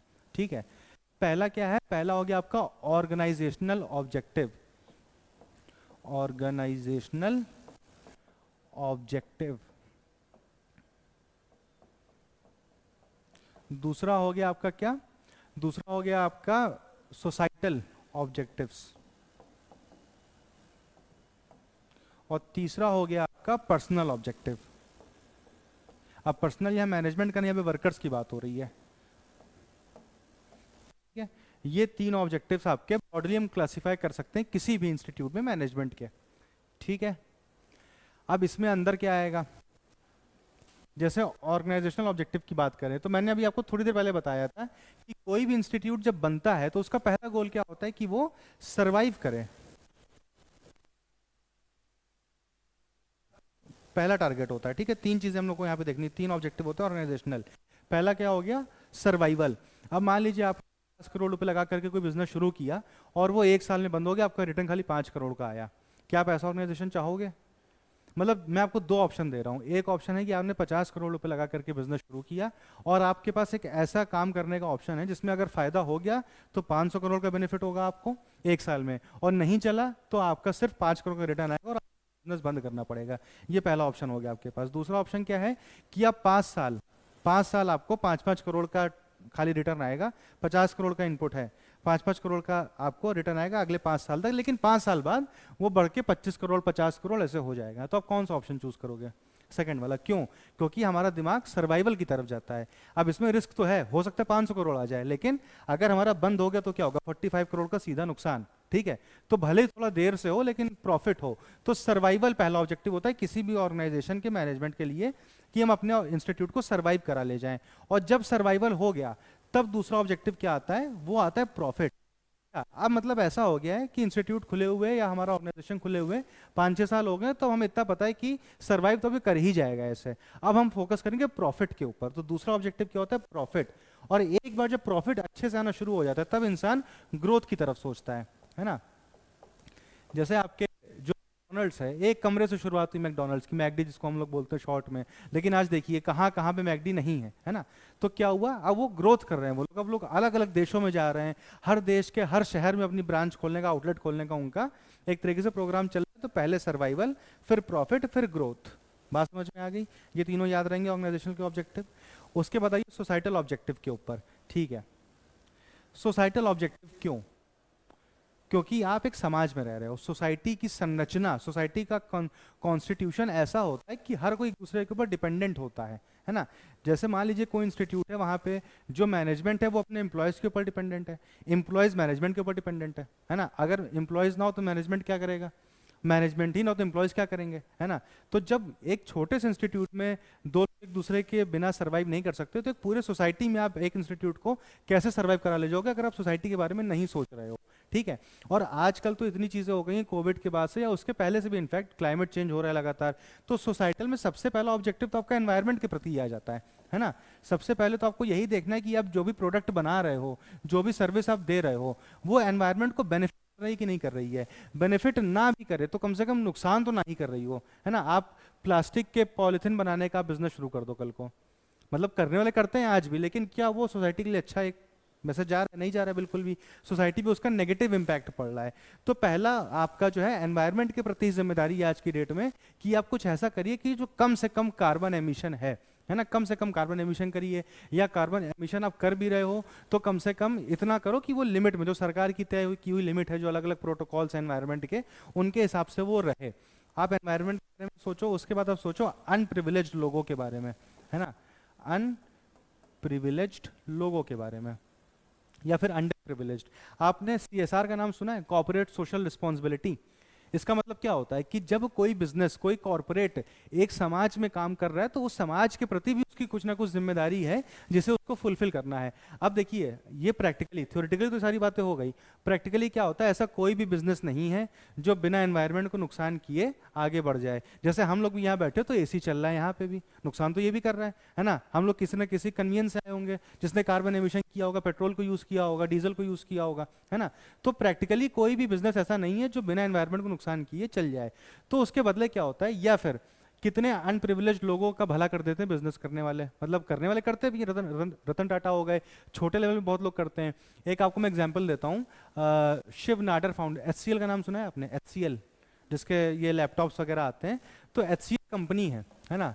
अब आप सोचिए एक बार को देखिए कि कैसे बिजनेसेस काम करते हैं। एचसीएल कंपनी का बेसिक काम क्या है, ये जो आपके ये पीसीज वगैरह, लैपटॉप्स वगैरह होते हैं, ये सब है। अब उसको बनाने में जाहिर सी बात है प्लास्टिक यूज होगा, है ना, प्लास्टिक यूज होगा, सिलिकॉन यूज होगा, तरह तरह की ऐसी चीजें यूज होंगी जो एनवायरनमेंट के लिए नुकसान करेंगी। जहां पे सारी चीजें बन रही होंगी वहां के एस्टेब्लिशमेंट में एसीज लगे होंगे, फ्रिजेस रखे होंगे, बहुत सारी ऐसी चीजें होंगी जो एनवायरनमेंट को नुकसान कर रही होंगी। तो वो क्या करे, बिजनेस बंद कर दें अपना। उस हिसाब से तो फिर हर कोई घर ही बैठ जाएगा, कोई कुछ नहीं कर सकता है। आप बेसिक कहीं पे एम्प्लॉय भी हो, काम करने जाओगे तो अपने व्हीकल का यूज करके जाओगे, तो हर कोई घर तो नहीं बैठ सकता है। तो एचसीएल ने क्या किया, समाज के प्रति जिम्मेदारी को समझते हुए इन्होंने एक शिव नाडर फाउंडेशन बनाया। इनके फाउंडर थे शिव नाडर साहब। तो उनके नाम पे एक फाउंडेशन बना, शिव नाडर फाउंडेशन, ठीक है। अब ये क्या करते हैं, इनके पूरे इंडिया में 10-12 ऐसे स्कूल्स हैं, है ना, और बहुत प्रॉपर स्कूल्स हैं। जो आपने एक इमेजिन किया होगा एक आइडियल स्कूल ऐसा हो सकता है, आप वैसा ही मान लीजिए इनके 10-12 स्कूल पूरे इंडिया में चल रहे हैं, जिसमें क्या है, एक बड़ा सा कैंपस है, उसमें बहुत सारे पेड़ पौधे लगे हुए हैं, बहुत ज़्यादा ग्रीनरी है। तो इससे क्या हुआ, पहली बात, जो उन्होंने अपनी फैक्ट्री से कार्बन एमिशन किया कहीं ना कहीं, वो उन्होंने अपने स्कूल्स में प्लांटेशन करके उसको थोड़ा सा मिनिमाइज कर दिया। उधर से CO2 आ रही, इधर से ऑक्सीजन आ रही है, बैलेंस हो जा रहा है, ठीक है। उसके बाद उन स्कूल्स में क्या करते हैं, जो गरीब बच्चे हैं, जिनकी मंथली, जिनके फैमिली की ईयरली इनकम एक सर्टेन लेवल से कम है, उन बच्चों का मेरिट के बेसिस पे एडमिशन लेते हैं, जो पढ़ने में थोड़ा सा भी तेज हैं और पुअर बैकग्राउंड से आते हैं, पुअरेस्ट बैकग्राउंड से, उनका एडमिशन लेते हैं। हाँ हाँ, इनकी यूनिवर्सिटी स्कूल्स भी इनके कई सारे हैं। अच्छा, तो उसमें क्या करते हैं लोग, जब एडमिशन लेते हैं बच्चों का, तो उनके टूथब्रश से लेकर के उनके बेसिक जो भी रिक्वायरमेंट होती है, बुक्स, कॉपीज, एजुकेशन, जो भी कुछ है, सब कुछ फ्री ऑफ कॉस्ट है, रहना खाना हर एक चीज़, क्लास 6 से लेकर के 12 तक का, अगर वो बच्चा पढ़ने में ठीक है तो। मतलब उसके घर से उसको एक भी पैसा नहीं लेना है, उसकी पूरी पढ़ाई फ्री और क्वालिटी एजुकेशन। उसके अलावा जो टीचर से लोग एम्प्लॉय कर रहे हैं, उन टीचर्स को एक बहुत ही हैंडसम अमाउंट ऑफ सैलरी जो होती है, मार्केट रेट से थोड़ा ज़्यादा, गवर्नमेंट लेवल की सैलरी जो होती है वो प्रोवाइड करना, फैमिलीज़ को, जो टीचर्स हैं उनकी फैमिलीज़ को रेजिडेंस प्रोवाइड करना विद इन द कैंपस, ये सारी चीज़ें लोग कर रहे हैं। अब इससे क्या हो रहा है, ये कम से कम हर साल 20-30 हज़ार बच्चों का एक तरीके से, जो पढ़ नहीं सकते थे, उनका बेनिफिट कर रहे हैं। इनफैक्ट जो बच्चे 12th में अच्छा परफॉर्म करते हैं, उनको ये लोग बाहर भी भेजते हैं फॉरेन कंट्रीज में पढ़ने के लिए। तो ये क्या हुआ, ये हुआ कॉर्पोरेट सोशल रिस्पॉन्सिबिलिटी। एक भी पैसा नहीं ले रहे हैं लोग, जो अपना प्रॉफिट का 1 या 2% ये अपना साइड देते हैं ऐसे अपने स्कूल्स के लिए, ठीक है, जहाँ पे ये लगा रहे हैं पैसा, ना कोई भी पैसा किसी से लिया जा रहा है, अपने प्रॉफिट से पूरा बिजनेस चला रहे हैं। तो ये अपनी सोसाइटल ऑब्जेक्टिव्स को पूरा कर रहे हैं इस जरिए, ठीक है। तो कहने का मतलब है, कई बार आप हो सकता है प्राइमा फेसी एनवायरनमेंट को नुकसान पहुंचा रहे हो, लेकिन आप कुछ ऐसा कर रहे हो शायद जिससे आप उसको वापस कॉम्पनसेट कर दो, ठीक है। तो ये हो गए सोसाइटल ऑब्जेक्टिव्स। तीसरे आते हैं पर्सनल ऑब्जेक्टिव्स, ठीक है। तीसरे आते हैं पर्सनल ऑब्जेक्टिव्स के बारे में, वही जो मैंने आपको पहले बताया था, जो टाटा ने किया है। क्या किया है, वर्कर्स को अच्छी सैलरी देना, ठीक है, क्योंकि भाई जाहिर सी बात है, आप क्या कोई काम करने है, जैसे फॉर एग्जांपल आप भी कल को पढ़ लिख के कहीं जाओगे जॉब सीख करने के लिए, तो आपका पहला ऑब्जेक्टिव क्या होगा, कि मैं पैसा कमाऊं, मैं एक अच्छी लाइफ जीऊं। आप सीधे ये ऑब्जेक्टिव लेके तो नहीं जाओगे ना, कि मैं जिस इंस्टीट्यूट में जाऊंगा उसका भला कर दूंगा मैं एकदम। प्रैक्टिकली तो नहीं करता है कोई, भले इंटरव्यू में जाके बोल दे कि मुझे आपका भला करना है, बट करता कोई नहीं है। तो वर्कर्स आपके पास एक उम्मीद लेकर के आए कि उनको एक अच्छी लाइफ मिले, तो वो आप दे रहे हो कि नहीं दे रहे हो। मैनेजमेंट का ऑब्जेक्टिव ये होता है। वो आप कैसे दोगे, उनको अच्छी सैलरी दोगे, उनको और उनकी फैमिली को हेल्थ इंश्योरेंस आप दे सकते हो, ठीक है। अगर आप ऐसे वर्कर्स को एम्प्लॉय करो जो बहुत ही ज़्यादा पुअर है, तो उनके बच्चों के एजुकेशन के बारे में आप देख सकते हो, उनको रेजिडेंस दे सकते हो, जैसे शिव नाडर साहब दे रहे हैं, रेजिडेंस भी दे रहे हैं टीचर्स को, बच्चों को भी दे रहे हैं। तो ये आपके पर्सनल ऑब्जेक्टिव्स होते हैं, ठीक है। तो ये 3 ऑब्जेक्टिव्स हैं बेसिकली, ऑर्गेनाइजेशनल, ठीक है, उसका सोसाइटल, और फिर उसके बाद आपका पर्सनल। यहाँ तक की बात क्लियर हो गई, बिल्कुल कोई दिक्कत किसी प्रकार की, ठीक है। मैं स्लाइड को आगे बढ़ाता हूँ, फिर मैं पूछता हूँ कि कितने ऑब्जेक्टिव्स हैं टोटल, ये बताइए। 3 ऑब्जेक्टिव्स हैं, कौन कौन से हैं? हाँ, हम्म हम्म ठीक है। सोसाइटल में क्या क्या है, ऑर्गेनाइजेशनल में क्या क्या है? 3, उसके अंदर भी 3 है ना। हम्म सर्वाइवल, प्रॉफिट एंड ग्रोथ, ठीक है। फिर सोसाइटल में नीचे देख के, अच्छा ठीक ठीक ठीक, फिर आगे।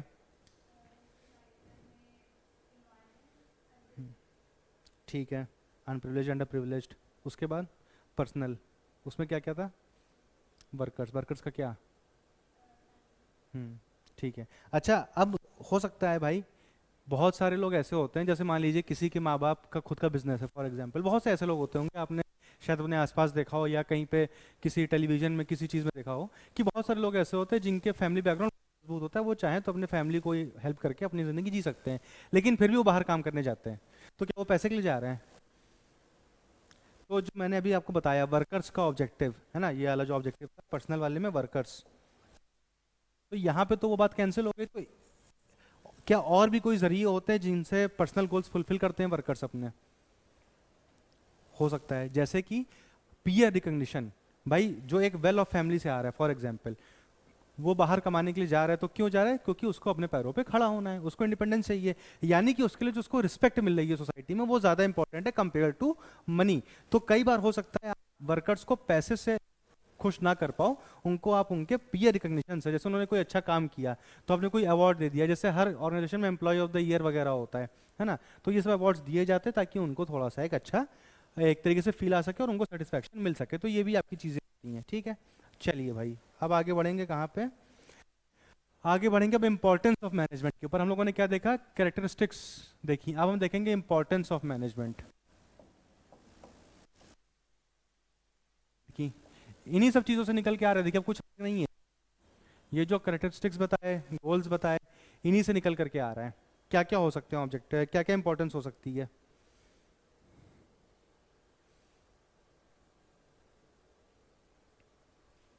क्या इंपॉर्टेंस हो सकती है मैनेजमेंट की। जैसे सबसे पहली बात तो गोल्स को अचीव करने में मैनेजमेंट का बहुत इंपॉर्टेंट रोल है। अगर मैनेजमेंट नहीं होगा तो आप गोल्स को कैसे अचीव करोगे, ठीक है। दूसरा, एफिशिएंसी बढ़ाने में, है ना, यहाँ पे अचीविंग गोल्स कर लीजिएगा आप लिखने में, achieving goals, helps in achieving goals. दूसरा, इंक्रीजेस एफिशिएंसी, मैंने बताया ना पहले एम्प्लॉयज आते हैं उनसे इफेक्टिवनेस एक्सपेक्ट की जाती है, ठीक है, उसके बाद उनको एफिशिएंसी पे ले जाते हैं, यानी कि लोगों की एफिशिएंसी बढ़ाने का काम भी जो है किया जाता है वहाँ पे। ये भी चीज़ है आपकी, ठीक। उसके अलावा जो डायनेमिक एनवायरनमेंट चेंज हो रहा है ना, डायनेमिक एनवायरनमेंट जो चेंज हो रहा है उसके लिए बिजनेस को रेडी करता है, तो एक ये भी इंपॉर्टेंस है।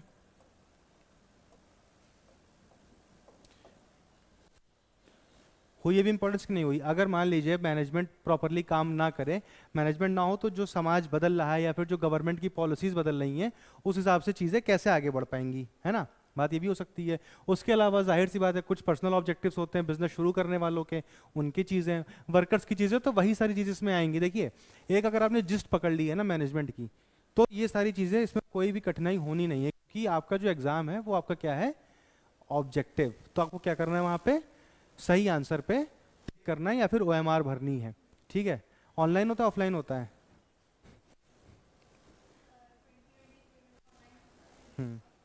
ओके ठीक है। तो ये सारी चीज़ें हो गई। इसके बाद हम आएंगे किसके ऊपर, इसके बाद आएंगे हम नेचर के ऊपर। ये सबसे इंपॉर्टेंट चीज़ है, ठीक है, इसमें समझने की ज़रूरत है आपको। अभी तक तो थोड़ा सा सिमिलर चीज़ें आपको मिल गई हैं। नेचर ऑफ मैन, ये जानना थोड़ा सा जो है ज़रूरी है आपके लिए। नेचर ऑफ मैनेजमेंट, इसमें तीन चीज़ें आएंगी। पहला होगा आर्ट,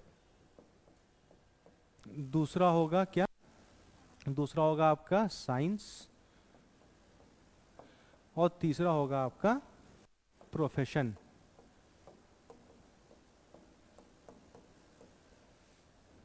बताइए भाई,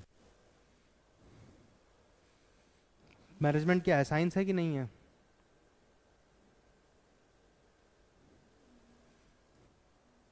साइंस है, आर्ट, प्रोफेशन, किस बेसिस पे, मतलब कोई एक पैरामीटर, क्यों लगता है कि आर्ट है मैनेजमेंट। आर्ट क्या होती है, अच्छा ड्राइंग, सीनरी, क्या म्यूजिक एक आर्ट है, डांस एक आर्ट है, राइटिंग एक आर्ट है, तो मैनेजमेंट भी एक आर्ट है। क्यों, देखिए आर्ट होने के लिए कुछ रिक्वायरमेंट्स होते हैं।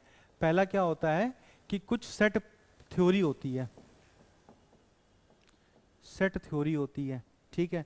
दूसरा उसकी पर्सनलाइज्ड एप्लीकेशन होती है, लिख लीजिएगा इसको, पर्सनलाइज्ड एप्लीकेशन। और तीसरा हो गया आपका क्रिएटिविटी। ये आर्ट के पैरामीटर्स होते हैं, आर्ट की खासियत होती हैं। कैसे, अब जैसे फॉर एग्जाम्पल जो डांस है हमारे कंट्री का क्लासिकल डांस, ठीक है, 8 तरीके के क्लासिकल डांस है, भरतनाट्यम वगैरह, कथक वगैरह। तो उसमें क्या, उनकी कुछ थ्योरी है ना, कि कौन सी मुद्रा कैसे की जाती है। जैसे म्यूजिक में भी ये बहुत सारे राग होते हैं, कोई राग सुबह गाया जाता है, कोई शाम में गाया जाता है, सारे राग आप हर समय नहीं गा सकते हो, तो कुछ सेट थ्योरी है ना, सेट थ्योरी होती है। लेकिन उसको अप्लाई तो इंसान पर्सनली करता है ना। अब अरिजीत सिंह अलग गाता है ना, दूसरा सिंगर अलग गाता है, सबकी एक तरीके से एप्लीकेशन अलग है। हालांकि ये तो एक नियो क्लासिकल सिंगर्स हैं, अगर हम इनकी बात करें जो क्लासिकल म्यूजिक से जुड़े हुए, क्लासिकल डांस से जुड़े हुए हैं, तो हर कोई थोड़ा सा डिफरेंस लेकर के आता है उसी सेट थ्योरी में। मतलब पानी इसी बॉटल में है, पीने का तरीका हर लोग अलग हो सकता है, इतनी दूरी से पिएगा, कोई ज़्यादा दूरी से पी लेगा, है ना, हो सकता है। तो वैसे डांस में होता है, डांस की थ्योरी वही है, लेकिन उसको लोग अप्लाई कैसे कर रहे हैं, उसको प्रेजेंट कैसे कर रहे हैं, वो अलग हो सकता है। और पूरी तरीके से बेस्ड होता है क्रिएटिविटी के ऊपर कि आप नया उसमें क्या ऐड ऑन कर सकते हो, ठीक है, और कितनी आपने प्रैक्टिस की है, इससे पता चलेगा कि आपने कितना अच्छा डांस तैयार किया है। फॉर एग्जाम्पल अब इसी को आप मैनेजमेंट पे अप्लाई कर दो। मैनेजमेंट की भी कुछ सेट थ्योरी है ना, कि भाई कैसे मैनेज किया जाता है, कैसे प्लानिंग की जाएगी, कैसे ऑर्गेनाइजिंग की जाएंगी। कुछ बहुत सारे जो है आपके थिंकर्स हैं, उन्होंने बहुत सारी थ्योरीज दे रखी हैं कि एक प्रॉपर मैनेजमेंट कैसे किया जाता है। आप अगर सिर्फ जाकर के अभी अमेजोन पे टाइप कर दो कि मैनेजमेंट गाइड बुक्स, है ना, तो बहुत सारे राइटर्स की बहुत सारी किताबें आ जाएंगी जो आपको सिखा देंगे कि आप 7 दिन में मैनेजमेंट सीख लीजिए, 10 दिन में सीख लीजिए। यानी कि कुछ सेट थ्योरी तो है ना, लेकिन हर इंस्टीट्यूट की रिक्वायरमेंट अलग है ना। आप हॉस्पिटल का एक देख लीजिए, वहीं दूसरी तरफ एक पेट्रोल पंप देख लीजिए, या फिर इंडस्ट्री चेंज ही मत करिए, एक हॉस्पिटल और दूसरे हॉस्पिटल के बीच में कंपेयर कर लीजिए, दुनिया भर का डिफरेंस आ जाएगा। कुछ सेट थ्योरी है, उसकी पर्सनलाइज्ड एप्लीकेशन है। फिर क्रिएटिविटी है कि हम उसमें नया क्या ऐड ऑन कर सकते हैं। तो यहाँ पे हम इससे कह सकते हैं कि मैनेजमेंट आपका एक आर्ट है कि नहीं है, तीनों पैरामीटर्स पे। यहाँ पे आपका आर्ट के पैरामीटर पे मैनेजमेंट खरा उतर गया। दूसरा आता है आपका साइंस। साइंस में सबसे पहली चीज क्या होती है, सेट प्रिंसिपल्स, है ना। यहाँ पे थ्योरीज है, देखिए थ्योरी डिफर कर सकती है, थ्योरी और प्रिंसिपल में कैसे डिफरेंस होता है। थ्योरी क्या है, थ्योरी हो सकता है मैं कोई थ्योरी किताब में लिखी हुई है, मैंने कोई नई थ्योरी निकाल दी, हो सकता है कल को मैं भी या आप कुछ बहुत अच्छा सोचने लग जाएं, आप मैनेजमेंट की नई थ्योरी दे दें, हो सकता है। लेकिन प्रिंसिपल्स, लॉ ऑफ ग्रेविटी तो वही रहेगा ना, लॉ ऑफ ग्रेविटी को नया नहीं दे सकता है। तो यहाँ पे एकदम सेट प्रिंसिपल्स हैं बिल्कुल, ठीक है, सेट प्रिंसिपल्स। और वो कैसे हम हैं, वो एक्सपेरिमेंटेशन से आए हैं लगातार, है ना, एक्सपेरिमेंटेशन। भाई खाली ग्रेविटी की अगर लॉ देखो तो वो कहने को होता है कि न्यूटन के ऊपर अचानक से सेब गिर गया तो उसको लगा कि ग्रेविटी होती है, लेकिन उसके पहले भी बहुत सारी रिसर्च ग्रेविटी पे चल रही थी कि भाई चीजें नीचे क्यों आ रही हैं, है ना। या ग्रेविटी को आप छोड़ दीजिए, बहुत सारे प्रिंसिपल है जिनके ऊपर लगातार स्टडी चलती रहती है, और उसमें फिर हम किसी कंक्लूजन पर निकल करके आते हैं कि भैया ये थ्योरी सही है कि नहीं है। इसमें हम कॉज एंड इफेक्ट, है ना, कॉज एंड इफेक्ट देखते हैं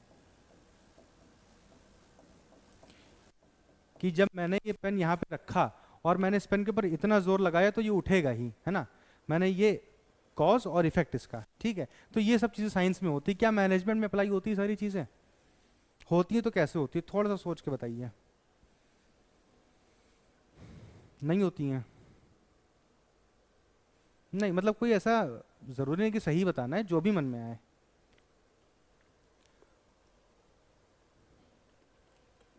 नहीं होती हैं, अच्छा नहीं होती है से एक चीज आप और ऐड कर लीजिए फिर, यूनिवर्सल वैलिडिटी। ये तो मान भी सकते हैं कि नहीं होती है। लॉ ऑफ ग्रेविटी चाहे इंडिया हो चाहे पाकिस्तान हो सेम है। पाकिस्तान ये तो नहीं कहते हमारी ग्रेविटी अलग है इंडिया की अलग है ना। तो ये अगर फीचर, दोनों चीज, मैनेजमेंट भी कुछ प्रिंसिपल्स हैं, है ना, कुछ प्रिंसिपल्स है मैनेजमेंट के भी। मैनेजमेंट भी लगातार इवॉल्व होकर तो आया है ना। जब आप इमेजिन करिए, जब स्टोन एज थी, हिस्ट्री पढ़ी है थोड़ी बहुत, जब स्टोन एज थी, जब लोग क्या करते थे, गुफाओं में रहते थे और केव पे पेंटिंग बनाते थे, तब क्या कोई मैनेजमेंट था? बस जाओ बाहर निकलो, जो जानवर मिले उसको मार के खा लो, है ना। जैसे सोसाइटी कॉम्प्लेक्स हुई तो उसको मैनेज करने की जरूरत पड़ने लगी, और अब जितनी ज़्यादा कॉम्प्लेक्स होती जा रही है, मैनेजमेंट की जरूरत और ज़्यादा पड़ती जा रही है। अभी आपका आर्टिफिशियल इंटेलिजेंस आ रहा है, वर्चुअल रियलिटी आ रहा है, बहुत सारी चीज़ें आ रही हैं, है ना। तो अब धीरे धीरे मैनेजमेंट की भी चीज़ें इवॉल्व हो रही हैं और ज़्यादा, यानी कि मैनेजमेंट भी धीरे धीरे एक्सपेरिमेंटेशन से ही आया है। कोई जो जिन लोगों ने थ्योरी या प्रिंसिपल्स दिए हैं, उन्होंने ऐसा नहीं कि रात में ध्यान में बैठे सुबह उठ के उन्होंने बता दिया कि मैनेजमेंट के ये 5 प्रिंसिपल्स सबको फॉलो करने चाहिए, ऐसा नहीं है ना। उन लोगों ने देखा कि अच्छा आज के 100 साल पहले ऐसे होता था, अब ऐसे हो रहा है, आगे आने वाला टाइम हो सकता है ऐसे हो, ठीक है। तो उनके एक्सपेरिमेंटेशन के बेसिस पे आया है। लेकिन यहाँ पे थोड़ा सा डाइसी हो जाता है। जैसे लॉ ऑफ ग्रेविटी हर जगह सेम है, मैनेजमेंट अभी मैंने बताया कि हर जगह सेम नहीं है। हॉस्पिटल का अलग है, पेट्रोल पंप का अलग है, ठीक है, इंडिया में अलग है, पाकिस्तान में अलग है, लखनऊ में सेम है, कानपुर में अलग है, ठीक है, हो सकता है ना। मैनेजमेंट के प्रिंसिपल्स की यूनिवर्सलिटी है नहीं प्रैक्टिकली, थ्योरेटिकली आप मान सकते हो, लेकिन प्रैक्टिकली उतनी ज़्यादा नहीं है जितने साइंस की उसकी होती है। लेकिन फिर भी हम आर्ट और साइंस दोनों मानते हैं, ठीक है। अच्छा यहाँ पे चूज नहीं करना है कि आर्ट है कि साइंस है कि प्रोफेशन है, थोड़ा आर्ट भी है, थोड़ा साइंस भी है। अब प्रोफेशन है कि नहीं है, ये ऑल टुगेदर अलग डिबेट है। ठीक है, यहाँ तक की बात क्लियर हो गई, ये सारी बातें नोट कर ली। ठीक, ठीक है। अब मैं नेक्स्ट स्लाइड में प्रोफेशन बताता हूँ आपको, यहाँ पे जगह थोड़ी सी कम है। ठीक है, तो मैनेजमेंट एज प्रोफेशन पे आते हैं। Management as,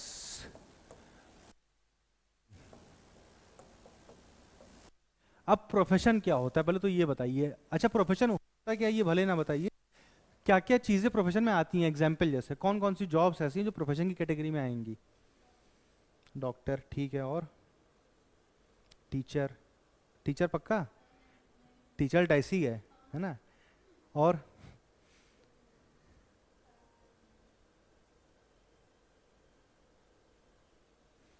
lawyers, chartered accountants, है ना, ये सब लोग आते हैं। अच्छा, इन लोग को हम प्रोफेशनल्स क्यों बोलते हैं इन लोगों को, मतलब क्या क्राइटेरिया है, कुछ है इस चीज़ का अंदाज़ा कि भाई ये एक इंसान जॉब कर रहा है, ये एक इंसान प्रोफेशन परस्यू कर रहा है, ये हम कैसे कह सकते हैं। जैसे बैंक में कोई इंप्लॉई है तो वो एक जॉब कर रहा है, वो प्रोफेशन में नहीं है। लेकिन अगर कोई इंसान सीए है या लॉयर है या डॉक्टर है तो उसको हम क्या बोलते हैं, काफ़ी हद तक टीचर। तो ये लोग एक प्रोफेशन को फॉलो कर रहे हैं। तो क्या डिफरेंस आ जाता है जॉब और प्रोफेशन में, थोड़ा सा मतलब प्रैक्टिकली सोचो, है ना।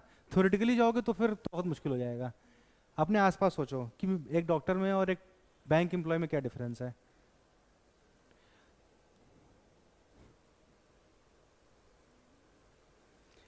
बैंक एम्प्लॉय बनने के लिए क्या कोई स्पेशल कोर्स होता है, मतलब कभी आपने सुना है जैसे डॉक्टर बनने के लिए आपको बायो पढ़नी है, फिर आपको एमबीबीएस करना है, फिर कुछ सर्टेन क्राइटेरिया को फुलफिल करना है। क्या बैंक एम्प्लॉय बनने के लिए कोई ऐसा शुरुआत से ऐसा कोई स्ट्रीम अलग होती है कि बैंक एम्प्लॉय बनना है तो आपको फिर ये कोर्स परस्यू करना होगा, नहीं होता है ना। प्रोफेशन में स्किल्स चाहिए, स्किल से भी ज़्यादा ज़रूरी, उसको हम थोड़ा और प्रोफेशनली बोलें अगर, तो क्या चाहिए, सेट नॉलेज है एक, है ना, सेट नॉलेज। अगर आपको लॉयर बनना है कॉन्स्टिट्यूशन पता ही होना चाहिए, आपको डॉक्टर बनना है तो कट कैसे लगाना है ये आपको आना ही चाहिए, बुखार में कौन सी दवा देनी है ये आपको आना ही चाहिए। अब इसमें भी बहुत आगे स्कोप है, आप डाइवर्सिफाई कर सकते हो, आप एक्स्ट्रा गेन कर सकते हो, आप अलग तरीके से अपने आप को परस्यू कर सकते हो, लेकिन बेसिक रिक्वायरमेंट सेम होती है। ठीक है, तो एक set knowledge oblique skills, skills को भी नकारा नहीं जाएगा यहाँ पे। जैसे लॉयर बनने के लिए आपको अच्छी आर्ग्यूमेंट स्किल्स चाहिए, ठीक है, आर्ग्यूमेंट करना आना चाहिए। या फिर डॉक्टर बनने के लिए क्या स्किल्स चाहिए, बहुत शार्प माइंड होना चाहिए, क्योंकि बहुत सारी चीज़ें होती है जो आपको दिमाग में स्टोर होनी चाहिए परमानेंट। कभी आपने देखा किसी डॉक्टर को जब आप गए कि सर हमें ये दिक्कत होगी, किताब खोल के बैठ जाए, पन्ने पलटे, नहीं होता है ना, क्योंकि उसके दिमाग में है कि अगर इसको ये दिक्कत होगी तो ये दवा इसको हम लिख देंगे। भले ही शुरुआत में कुछ लोग करते भी होंगे लेकिन ओवर द ईयर्स वो चीज़ें हो जाती हैं। ठीक है, तो पहली चीज़ है सेट नॉलेज और स्किल्स चाहिए होती है। दूसरा क्या होता है, एक प्रोफेशनल बॉडी होती है जिसकी मेंबरशिप होती है, प्रोफेशनल बॉडी ऑब्लिक इंस्टीट्यूट की। जैसे जितने भी लॉयर्स होते हैं वो बार काउंसिल के मेंबर होते हैं, ठीक है, लिख लिया इसको। जितने भी लॉयर्स होते हैं वो बार काउंसिल के मेंबर्स होते हैं। जितने भी डॉक्टर्स होते हैं वो आपके मेडिकल एसोसिएशन के मेंबर होते हैं। जितने भी आपके सीए होते हैं वो आईसीएआई करके एक इंस्टीट्यूशन होता है, पता ही होगा आप लोग कॉमर्स वाले हो, तो उसके मेंबर्स होते हैं। ठीक है, तो एक प्रोफेशनल बॉडी की मेंबरशिप होती है जो लोग प्रोफेशन में होते हैं किसी उनके पास। क्या बैंक का ऐसा कोई एसोसिएशन है कि जो बैंक के एम्प्लॉयज उनका एक अलग एसोसिएशन हो, नहीं है, नहीं है ना। ठीक है, तीसरा क्या है, रिस्ट्रिक्टेड एंट्री।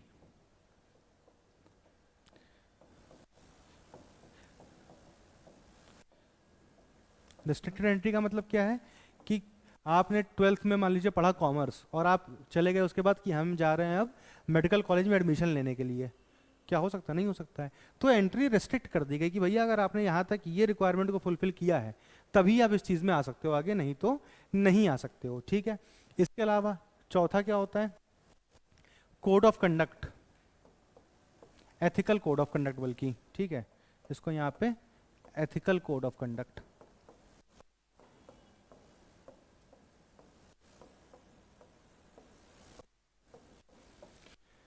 कुछ डॉक्टर्स के एथिक्स होते हैं जो उनको फॉलो करने होते हैं। ठीक है, जैसे वो किसी भी पेशेंट को मना नहीं करेंगे कि भाई आप तो मतलब एकदम डेथ बेड पे, तो आपका इलाज हम क्यों ही करें, अब जाइए घर पे रेस्ट करिए आराम से, है ना, आपके पास तो 6 महीने बचे तो आप घर पे रेस्ट करके हम फालतू में इलाज करें आपका, नहीं, ऐसा नहीं होता है। या कोई मान लीजिए कोई क्रिमिनल आ गया तो क्या डॉक्टर मना कर देगा कि हम इलाज नहीं करेंगे, नहीं होता है ना। ऐसे वकील, लॉयर, अगर लॉयर ऐसा करने लगे तो उनका प्रोफेशन ही बंद हो जाएगा, है ना, हो जाएगा ना। तो यानी कि उनका कुछ एथिकल कोड ऑफ कंडक्ट है जो उनकी बॉडी प्रोवाइड करती है, जो मैंने बताया ना भी आईसीआई चार्टर्ड अकाउंटेंट्स का, बार काउंसिल लॉयर्स का, तो वो लोग कुछ कोड ऑफ कंडक्ट प्रोवाइड करते हैं। जैसे लॉयर्स को आपने देखा होगा ब्लैक कोट पहनना है ना। डॉक्टर्स का होता है कि सर्जरी के टाइम पे ग्लव्स और मास्क और कुछ वाइट कोट वगैरह। तो सबके कोड ऑफ कंडक्ट होते हैं जो उनको फॉलो करने होते हैं, ये प्रोफेशन की खासियत है। पांचवा भी मैं यहीं पे अकोमोडेट करना चाह रहा हूँ, नहीं तो नेक्स्ट पेज में थोड़ा सा गड़बड़ हो जाएगा। Service motive. अल्टीमेटली जो भी प्रोफेशन होते हैं उनका मोटिव होता है लोगों को सर्विस देना। जैसे लॉयर बनेगा तो अपने क्लाइंट्स को सर्विस देगा, डॉक्टर बनेगा अपने पेशेंट्स को सर्विस देगा, चार्टर्ड अकाउंटेंट बनेगा अपने एक तरीके से जो क्लाइंट्स होंगे, जो बिजनेसेस होंगे उनको सर्विस देगा। ये 5 चीजें बेसिकली आपको किसी भी चीज को प्रोफेशन बनाती हैं। अब इसको आप अप्लाई करेंगे कहाँ पे? मैनेजमेंट पे। तो अब बताइए, क्या मैनेजमेंट में कोई सेट नॉलेज या स्किल्स चाहिए होती मैनेजर बनने के लिए? क्या चाहिए होती? जैसे मतलब कोई ऐसा कोर्स होता है जिसको करके ही आप मैनेजर बन सकते हो? अच्छा, नहीं हो सकता है बेनिफिट करता हो। एमबीए करने की रिक्वायरमेंट तो नहीं मैनेजर बनने की। हाँ, आप अपना इंस्टीट्यूट खोल दो, बनो मैनेजर, बन के बैठो वहाँ पे। क्या किसने मना किया है? नहीं किया है। या फिर किसी भी मतलब ऐसा रिक्वायरमेंट नहीं होती ना कि आप एमबीए करोगे तभी आप मैनेजर बन पाओगे। कोई मैनेजर की डिग्री नहीं होती है, जैसे डॉक्टर की डिग्री होती है, लॉयर की डिग्री होती है, सीए की डिग्री होती है। मैनेजमेंट की कोई डिग्री नहीं, डिग्री होती है लेकिन वो कंपलसरी नहीं होती मैनेजर बनने के लिए। एमबीए किया तो वेल एंड गुड, नहीं किया तो भी अगर आपके अंदर स्किल्स हैं तो आप बन सकते हो। स्किल्स मान सकते, नॉलेज, सेट नॉलेज ऐसा जरूरी नहीं है, ठीक है।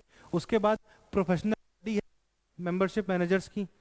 कुछ कुछ हैं ऐसे नॉर्मल लेवल पे, जैसे all India institute of managers, पर ऐसा नहीं कि जो उसके मेंबर होंगे वही मैनेजर बन पाएंगे। यहाँ पे क्या है, जो मेडिकल एसोसिएशन का मेंबर नहीं वो डॉक्टर नहीं है, जो बार काउंसिल का मेंबर नहीं वो लॉयर नहीं है। लेकिन ऐसी कोई बॉडी मेंबरशिप के लिए, मैनेजर्स के लिए नहीं है कि आपको मैनेजर बनना है तो उसका मेंबर आपको होना होना पड़ेगा। तो ये दूसरा पैरामीटर गायब हो गया। तीसरा, रिस्ट्रिक्टेड एंट्री है ऐसा मैनेजर्स के लिए? नहीं है, जाहिर सी बात है, कोई रिक्वायरमेंट ही नहीं है। ये दोनों चीजें नहीं तो तीसरी भी नहीं है। चौथा, एथिकल कोड ऑफ कंडक्ट, कि मैनेजर्स को कुछ सर्टेन बिहेव करना चाहिए, ऐसा कुछ है? जब बॉडी, ये जो कोड ऑफ कंडक्ट होता है ये यही बॉडी बनाती है। जब ये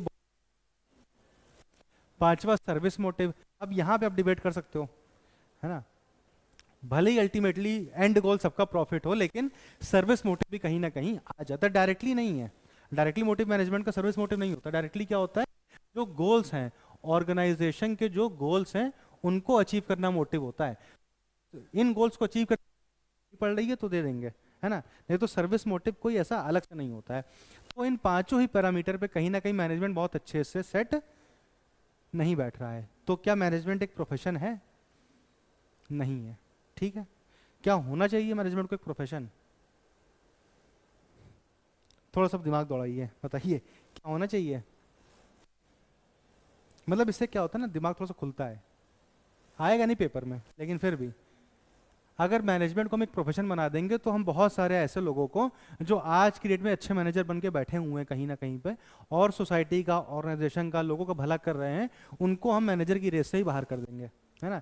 क्योंकि again management is not about set knowledge, professional code of conduct, it is about skills. अगर आपको मैनेजमेंट आ गया है, आप सीख गए हो, और ये ऐसी चीजें जो आप करके सीखते हो, आप लगातार मैनेजमेंट करो, किसी इंस्टीट्यूट में छोटे से शुरू किया, इंस्टीट्यूशन बड़ा हो गया, आपकी मैनेजमेंट स्किल्स भी एक्सपैंड कर गई, तो कहीं ना कहीं प्रोफेशन नहीं होना चाहिए, ठीक है, कोई इसमें बहुत बड़ी बात नहीं है। चलिए, यहाँ तक की बात क्लियर है, सारा नोट कर लिया। तो जो नेचर हमने शुरू किया था, नेचर में हमारा कंक्लूजन क्या है?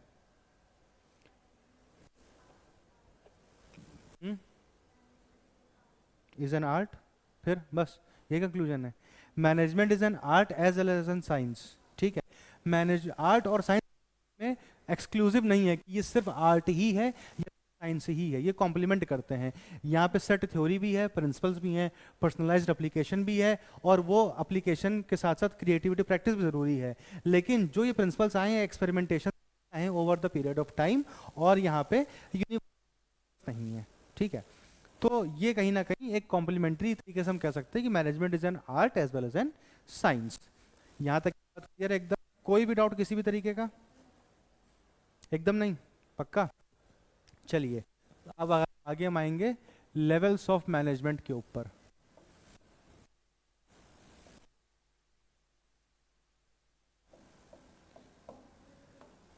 हाँ,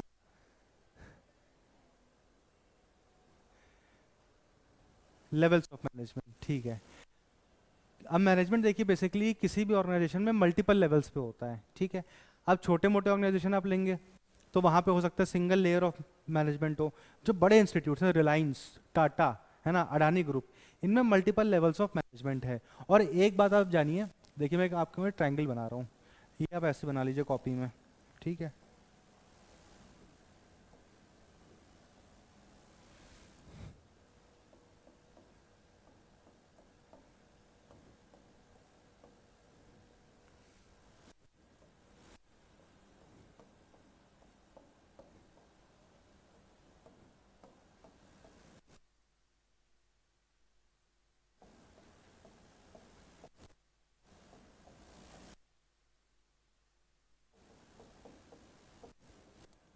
ठीक है, बन गया, मुझसे पहले ही बन गया, ठीक है। तो टॉप लेवल में जो होते हैं वो आपके आते हैं कौन में, जो कंपनी के सीईओ होते हैं, टॉप मैनेजमेंट, सीईओ बोल लीजिए, या फिर आप इनको मैनेजिंग डायरेक्टर बोल लीजिए, या फिर आप इनको प्रेसिडेंट बोल लीजिए, है ना, कुछ भी, अलग अलग टर्म्स हैं, अलग अलग इंस्टीट्यूट्स में अलग अलग टर्म्स होते हैं, ठीक है। सेल्स हेड, फाइनेंस हेड, मतलब अलग अलग जो डिपार्टमेंट्स होते हैं किसी भी इंस्टीट्यूट में, सेल्स का, फाइनेंस का, मैनेजमेंट, मार्केटिंग का, उन जो हेड होते हैं वो सब आपके सीईओ, एमडी, प्रेसिडेंट के साथ टॉप मैनेजमेंट में आते हैं, ठीक है। इनका काम क्या होता है बेसिकली, इनका काम होता है पॉलिसी बनाना, एक बिजनेस कैसे काम करेगा, है ना, रिलायंस किस दिशा में आगे बढ़ेगा कौन डिसाइड करेगा, ये मुकेश अंबानी जी और उनके जो साथ के 8 10 15 लोग होंगे, वो लोग मिलकर डिसाइड करेंगे कि हमें रिलायंस को किस दिशा में लेकर के जाना है। अच्छा, अब वो ये लोग चीज़ कैसे डिसाइड करेंगे, इसके लिए ये लोग स्टडी करेंगे बिजनेस एनवायरनमेंट को। किसको स्टडी करेंगे, बिजनेस एनवायरनमेंट को। ये उसी के साथ साथ आप थोड़ा बहुत लिख लीजिए, बगल में जगह होगी, यहाँ पे जगह नहीं इसलिए मैं कर रहा हूँ। पॉलिसी बनाने के लिए अगर मैं आपसे कहूँ कि पॉलिसी बनानी है कोई भी, तो उसके लिए सबसे पहले ज़रूरी क्या है, मार्केट को स्टडी करें। जैसे ने जब जियो लॉन्च किया, अब आप लोग को पता नहीं वो जियो वाला टाइम पीरियड याद होगा कि नहीं होगा, क्योंकि तब शायद काफ़ी कम एज रही होगी हम लोग के टाइम पे, मतलब एक जियो एक रेवोल्यूशन था, है ना। एक टाइम था जब 249 300 रुपीज़ का पर मंथ 1 GB डेटा था, ठीक है, का हर महीने में 1 GB डेटा। तब ना तो कुछ यूट्यूब था ना सोशल मीडिया था, लेकिन फिर एक दौर ऐसा आया जब किसी ने कहा कि आप एक फ्री में, है ना, फ्री में सिम लेके जाइए और अनलिमिटेड डेटा चलाइए। अब सोचिए क्या एक माइंडसेट रहा होगा उस टाइम पे, और ये चीज़ प्रोवाइड करने के लिए जो बिजनेस का टॉप मैनेजमेंट होगा उसने कितने रिस्क के डिसीजन लिया होगा, है ना। कोई ज़रूरी नहीं है भाई, ये तो बिहेवियरल चीज़ है ना। उनको कैसे पता था कि इंसान की आदत पड़ जाएगी इतना डेटा कंज्यूम करने की, एक वो रिस्क ही तो था। तो उन्होंने क्या किया, मार्केट को स्टडी किया। अलग अलग टेलीकॉम, बहुत सारी टेलीकॉम कंपनीज हुआ करती थी, आजकल तो दो ही है, एयरटेल और जियो। उस टाइम पे वोडाफोन, हज, पता नहीं कौन कौन सी कंपनी हुआ करती थी। तो सबको उन्होंने स्टडी किया, फिर ये डिसाइड किया कि अच्छा ठीक है, अब हम डेटा फ्री में देंगे। कितने दिन देंगे, साल भर, 6 महीने दिया। उसके बाद क्या हुआ, धीरे से उसका एक प्लान आया कि अब 200 रुपये में आप अनलिमिटेड चलाइए, 50 रुपये में, 100 रुपये में, करते करते आज की डेट में वो चीज़ें भी कहीं ना कहीं पुराने रेट पे तो नहीं आई हैं, लेकिन हाँ काफ़ी ज़्यादा मार्केट को डोमिनेट कर लिया है। जितने भी मार्केट में प्लेयर्स थे, एयरटेल और जियो के अलावा सबके सब गायब हो चुके हैं। सारी टेलीकॉम कंपनियां बंद हो चुकी हैं, या तो टेक ओवर कर ली हैं रिलायंस और जियो, रिलायंस और एयरटेल ने मिलके। तो ये क्या हुआ, ये टॉप मैनेजमेंट ने डिसीजन लिया। इसके लिए क्या किया, इन्होंने मार्केट को स्टडी किया कि किस चीज़ की रिक्वायरमेंट है। लोगों के पास अनएम्प्लॉयमेंट है, ज़्यादा एम्प्लॉयमेंट नहीं, लोग घर में बैठे हुए हैं, तो वो क्या करेंगे, वो सर्फिंग करेंगे, रील्स देखेंगे, रील्स तो खैर अब आ गई हैं, यूट्यूब देखेंगे लगातार, है ना, मूवीज़ देखेंगे। तो कहीं ना कहीं ये जो चीज़ें होती हैं ये टॉप लेवल के हाथ में होती हैं कि मार्केट को स्टडी करें, ठीक है, और उसको फिर कैसे हम अपने बिजनेस की अप्रोच में लेकर के आएँ, वो यहाँ पे किया किसने, टॉप मैनेजमेंट, ठीक है। तो टॉप मैनेजमेंट का काम होता है बिजनेस की एनवायरनमेंट को स्टडी करना, गवर्नमेंट की पॉलिसीज को देखना, उस हिसाब से अपनी कंपनी के लिए पॉलिसीज बनाना।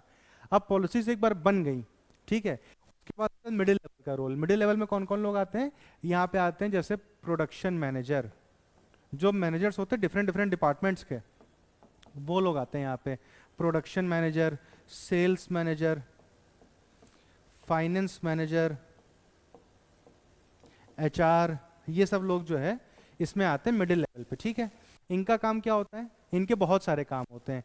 जैसे सबसे पहले ये नोट कर लिया कौन कौन लोग आते हैं, उसके बाद इनके क्या क्या काम होते हैं वो हम लोग देखते हैं। इनका सबसे पहला काम क्या होता है? पॉलिसी का इम्प्लीमेंटेशन, पॉलिसी का इंटरप्रिटेशन।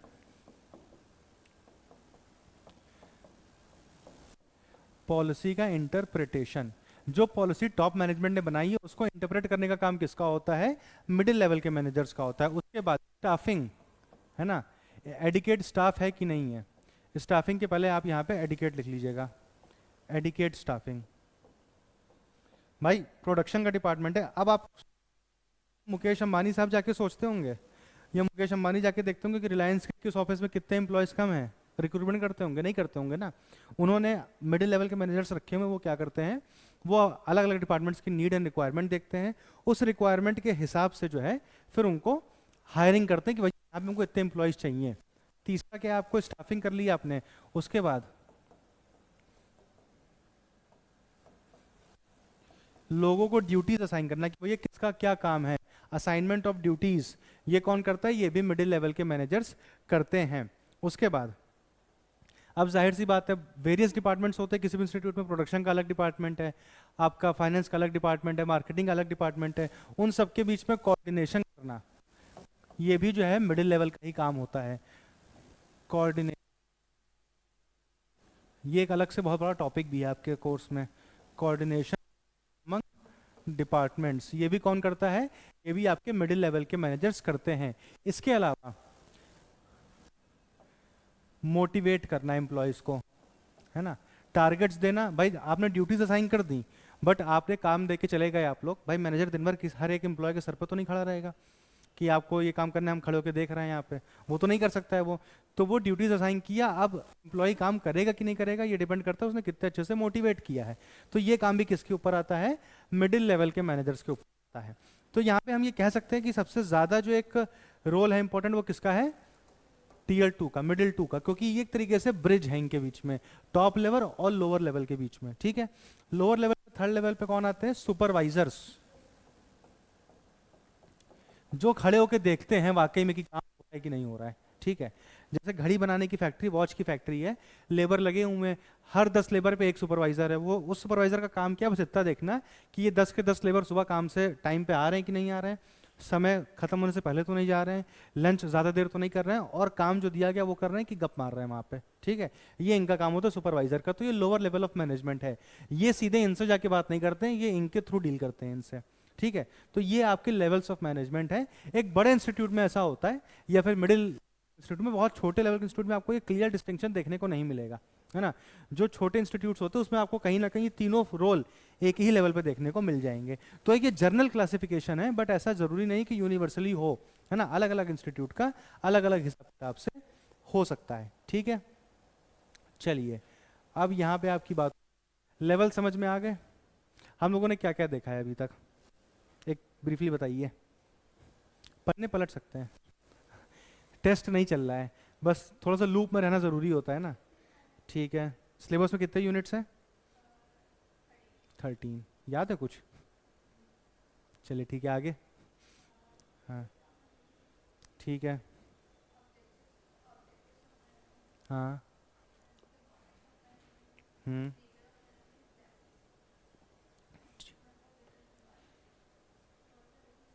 बिजनेस एनवायरनमेंट, ठीक है।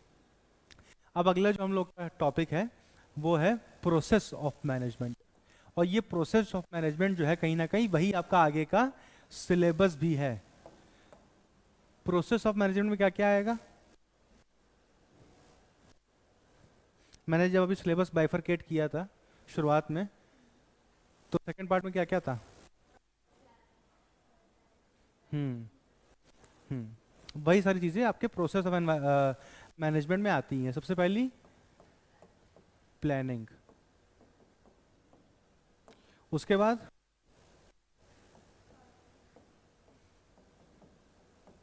उसके बाद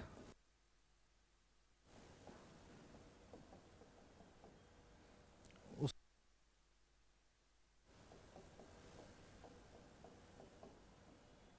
उसके बाद उसके बाद बस। अब ये आपका पूरे मैनेजमेंट का प्रोसेस है, यानी कि अभी तक हम लोग जो कुछ पढ़ते आए हैं मैनेजमेंट के बारे में, वो सब आखिरी में आकर के कहाँ पे रुकता है, इस प्रोसीजर पे रुकता है आकर के, ठीक है। अल्टीमेटली जो सारी चीज़ें, मैनेजमेंट का गोल्स हो, मैनेजमेंट के लेवल्स हों, मैनेजमेंट के तरीके से ऑब्जेक्टिव हो, मैनेजमेंट के कैरेक्टरिस्टिक्स हों, वो सब किस लिए, नेचर फॉलो करने के लिए है, ठीक है।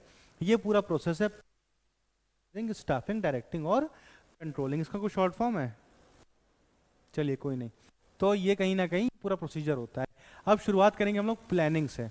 अभी हम लोग ब्रीफली डिस्कस करेंगे, फिर तो ये अपने आप में पूरा अलग से यूनिट भी आएगा प्लानिंग का, ठीक है। प्लानिंग में बेसिकली क्या होता है, आपको अंदाजा तो लग गया होगा। प्लानिंग में पहले, सबसे पहले हमारे ऑब्जेक्टिव्स डिसाइड होते हैं। क्या डिसाइड होते हैं? ऑब्जेक्टिव डिसाइड होते हैं कि भैया हमारे ऑर्गेनाइजेशन को अल्टीमेटली अचीव करना क्या है ना। अब ऑब्जेक्टिव कितने होते हैं, कितने तरीके के ऑब्जेक्टिव होते हैं मैनेजमेंट के? 3 तरीके के। कौन कौन से?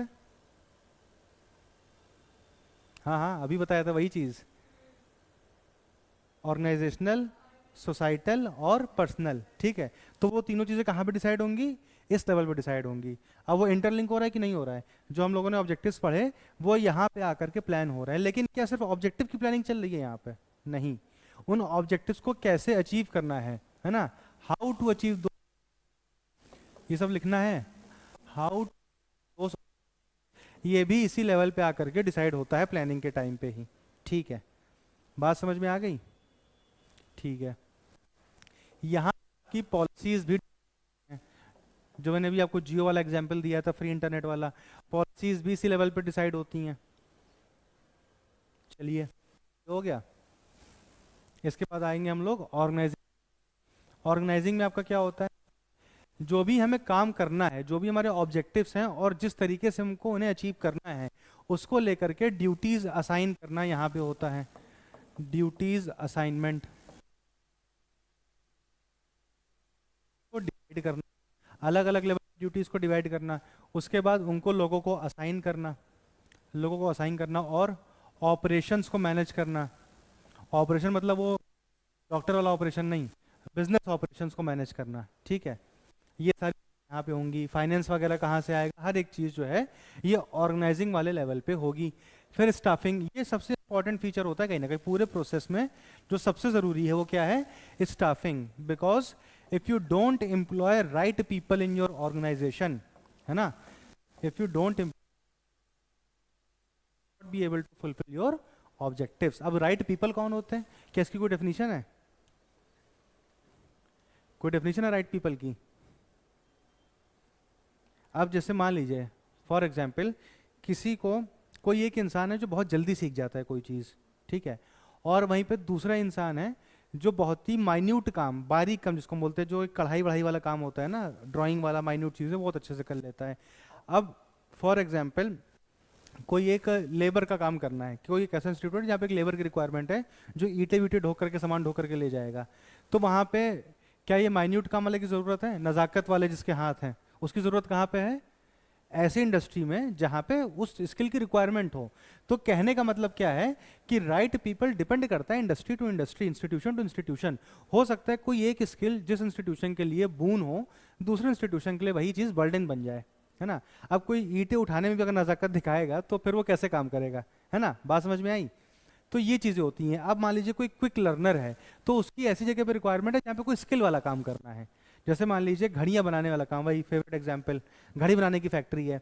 अब उसमें सीखना पड़ेगा आपको। तो कोई एक स्लो लर्नर है लेकिन वो मेहनत बहुत कर लेता है, तो उसकी वहाँ पे ज़रूरत नहीं, उसकी ज़रूरत वहाँ पे जहाँ पे लेबर का काम है जो मेहनत बहुत ज़्यादा कर लेता है।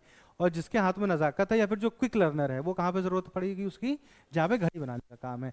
तो राइट पीपल का जब एम्प्लॉयमेंट होगा तो कहीं ऑब्जेक्टिव्स आसानी से फुलफिल होंगे। उसके बाद आता है आपका डायरेक्शन।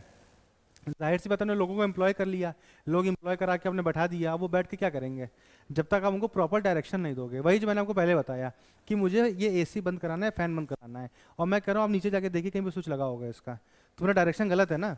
डायरेक्शन क्या होना चाहिए कि आप यहाँ से उठिए, वहाँ पे जाइए और स्विच को ऑफ कर दीजिए, यही तो होना चाहिए। तो डायरेक्टिंग एक बहुत ही इंपॉर्टेंट फीचर होता है, कहाँ पे किसको क्या करना है। अच्छा, यहीं पे वो चीज़ आएगी कि भैया कौन सा इंसान किस चीज़ के लिए ज़्यादा सूटेबल है, उसको उस हिसाब से डायरेक्शन देना ज़रूरी होता है। अब यहाँ पे डायरेक्शन के 2 इंपॉर्टेंट फीचर होते हैं, ठीक है, 2 इंपॉर्टेंट फीचर होते हैं। एक होता है आपका लीडरशिप, और एक होता है आपका मोटिवेशन।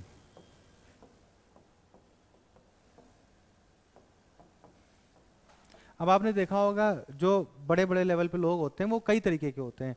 कुछ लोग बहुत ही पोलाइट होते हैं अपने एम्प्लॉयज़ के प्रति, है ना, कि नहीं आपको वो हर समय आप करके बात करेंगे अपने एम्प्लॉयज़ के साथ भी, तो उनको हम एक अच्छा लीडर कह सकते हैं, है ना। वहीं पे कुछ लोग होंगे जो कहीं ना कहीं हमेशा एक डोमिनेशन वाले उसमें रहते होंगे कि नहीं ये काम कैसे नहीं हुआ, क्यों नहीं हुआ, तो उनको हम खराब लीडर कहेंगे। सही है? नहीं सही है, गलत है। ठीक है, दोनों चीज़ों का बैलेंस होना ज़रूरी है। आप हमेशा अपने एम्प्लॉय से पोलाइट होकर के काम नहीं करा सकते हो, है ना, या फिर आप हमेशा डोमिनेशन दिखा के अपने एम्प्लॉय से काम नहीं करा सकते हो। किस पे डिपेंड करेगा? सिचुएशन पे, उस इंसान की, सामने वाले इंसान की पर्सनैलिटी पे। तो एक अच्छे लीडर की रिक्वायरमेंट क्या होती है कि उसको ये पता होना चाहिए कि कहाँ पे हमको एग्रेशन दिखाना है, डोमिनेशन दिखाना है, और कहाँ पे हमको पोलाइटली बोलना है, तो वो काम हो जाएगा। अल्टीमेट गोल क्या है कि काम होना चाहिए। अब वो कैसे हो रहा है वो उसकी लीडरशिप क्वालिटी पर डिपेंड करेगा। फिर दूसरी चीज़, मैंने काम दे दिया लेकिन कोई मोटिवेशन नहीं है एम्प्लॉय के अंदर, उसके घर पे 4 दिक्कतें चल रही हैं, उसका बाहर भी झगड़ा हो गया, कहीं से आ रहा था रास्ते में एक्सीडेंट वगैरह हो गया, तो अब वो एकदम बहुत खराब सा अपना मन लेकर के आया है, वो आके मुंह बना के बैठा हुआ बिल्कुल कि हम कोई काम नहीं करेंगे आज, कहते रहेंगे लोग, तो उससे आप कैसे काम निकलवाओगे, है ना। आप कैसे मोटिवेट करते हो? अब वहाँ पे आप चाहो तो बड़े बड़े मोटिवेशनल के उनको वीडियोस दिखा दो, उसका कोई फायदा नहीं है वहाँ पे, है ना। तो मोटिवेशन भी एक डायरेक्शन का इंपॉर्टेंट फेज है कि आप कैसे अपने एम्प्लॉयज को मूव कराओगे उसकी जगह से कि आप उठिए और काम करिए बिना उसको हर्ट किए, क्योंकि भाई वो भी अपना बैगेज लेके आया है। अब आपका एम्प्लॉय, तो इसका मतलब ये नहीं है कि आप उसकी हर चीज़ को किनारे कर दोगे, वो भी चीज़ आपको कंसीडर करनी पड़ेगी कहीं ना कहीं। तो डायरेक्शन में ये दोनों चीज़ें लिख लेना, लीडरशिप और मोटिवेशन, ये इंपॉर्टेंट फीचर्स हैं उसके। अगला क्या है? अगला है कंट्रोलिंग। कंट्रोलिंग क्या होता है? सब तो हो गया, अब क्या बचा मैनेजमेंट में जो इसमें आएगा कंट्रोलिंग में? अब क्या बचा मैनेजमेंट में? कुछ तो बचा नहीं, सब हो गया, तो काट देते हैं इसको फिर। बचा होगा ना कुछ। तो क्या बचा होगा? देखिए, मैंने काम दिया कि एसी बंद करना है, अब ये काम हुआ कि नहीं हुआ, ये आएगा कंट्रोलिंग में। कैसे? इसके भी 3 स्टेप होते हैं, कंट्रोलिंग के भी आपके 3 स्टेप होते हैं। 1 मिनट।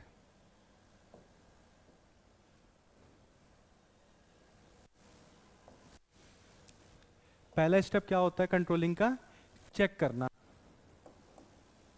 कि भैया जो हमने काम दिया था वो, उसका क्या अपडेट, क्या स्टेटस है। ठीक है, स्टेटस चेक करना कि भैया जो हमने काम दिया था वो हुआ, नहीं हुआ तो क्या नहीं हुआ, कैसे नहीं हुआ। दूसरी चीज क्या होती है? डेविएशन चेक करना। मतलब अब मैंने अगर एसी बंद करने का काम दिया था, या तो वो बंद हुआ होगा या तो नहीं हुआ होगा। अगर बंद हो गया तो मामला यहीं पे खत्म हो गया, अगर नहीं बंद हुआ है तो अब डेविएशन चेक करना है कि अच्छा रास्ते में कोई बहुत बड़ा हल्डल आ गया जो वहां तक इंसान पहुंच नहीं पाया, या बटन नहीं मिला, या कुछ और दिक्कत हो गई, तो डेविएशन चेक करना है। और तीसरा क्या होता है? तीसरा होता है उसको करेक्ट करना, मेजर्स लेना। ठीक है, ये आपके कंट्रोलिंग में आता है। जब करेक्टिव एक्शन आपने ले लिया, करेक्शन का मेजर्स आपने ले लिए, तो वहां पे आपका कंट्रोलिंग वाला पोर्शन भी क्या होगा? कंप्लीट हो जाएगा। तो ये ब्रीफली आपका क्या है? मैनेजमेंट का प्रोसीजर है। ठीक है, अब यहाँ पे एक बार हम लोग पूरा रिवाइज करेंगे कि हम लोगों ने देखा क्या है अभी तक। उसके पहले एक क्वेश्चन है मेरा, एक क्वेश्चन मेरा ये कि आपको मैंने मैनेजर बनाया, मैं देखिए थोड़ा प्रैक्टिकली लेके चलता हूँ चीज़ों को, तो थोड़ा सा जो है दिमाग को खोलना ज़रूरी है। मैनेजर बनाया मैंने आपको किसी इंस्टीट्यूट का, अब आप कैसे चीज़ों को अप्रोच करेंगे? आपको क्या लगता है कि आपको अगर एक अच्छा मैनेजर बनना है तो आपके अंदर क्या स्किल्स होनी चाहिए, या फिर आपको क्या प्रोसीजर, क्या आप स्टेप्स लेंगे जो आप एक अच्छे मैनेजर कहलाएंगे? कुछ भी जो आपको अब तक समझ में आया है पूरा, जितना भी हम लोगों ने पढ़ा है, क्योंकि अल्टीमेटली है मैनेजमेंट के ही बारे में, उसके अलावा कुछ है नहीं यहाँ पे। ठीक है, प्लान करना है कि गोल तक कैसे होगा, पहले गोल डिसाइड करना है। हाँ, हाँ,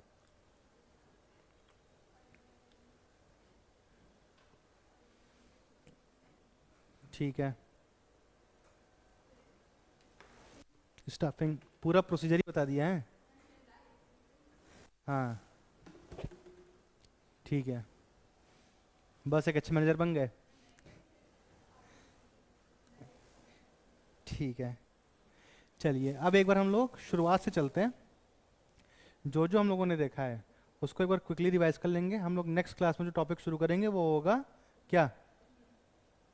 क्या होगा टॉपिक वो? सिलेबस है आपके पास? नहीं नहीं, वो डिटेल वाला पीडीएफ में या उसमें, यहाँ पे अभी यहाँ पे नहीं है, चलिए मैं खोलता हूँ। प्रिंस नहीं नहीं, वो तो नेक्स्ट यूनिट हो जाएगी, नेक्स्ट टॉपिक बता रहा हूँ मैं, एक सेकेंड।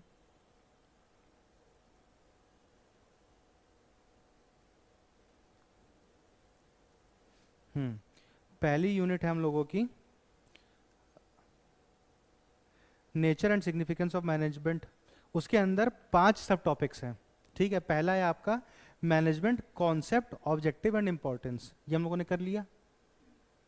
दूसरा है nature of management, management as science, art and profession, ये हम लोगों ने कर लिया। तीसरा है levels of management, top, middle, supervisory level of management, कर लिया हम लोगों ने। चौथा है management functions, planning, organising, staffing, directing and controlling, कर लिया, कोई दिक्कत। आखिरी टॉपिक क्या है, कोऑर्डिनेशन, नेचर एंड इम्पोर्टेंस, ठीक है।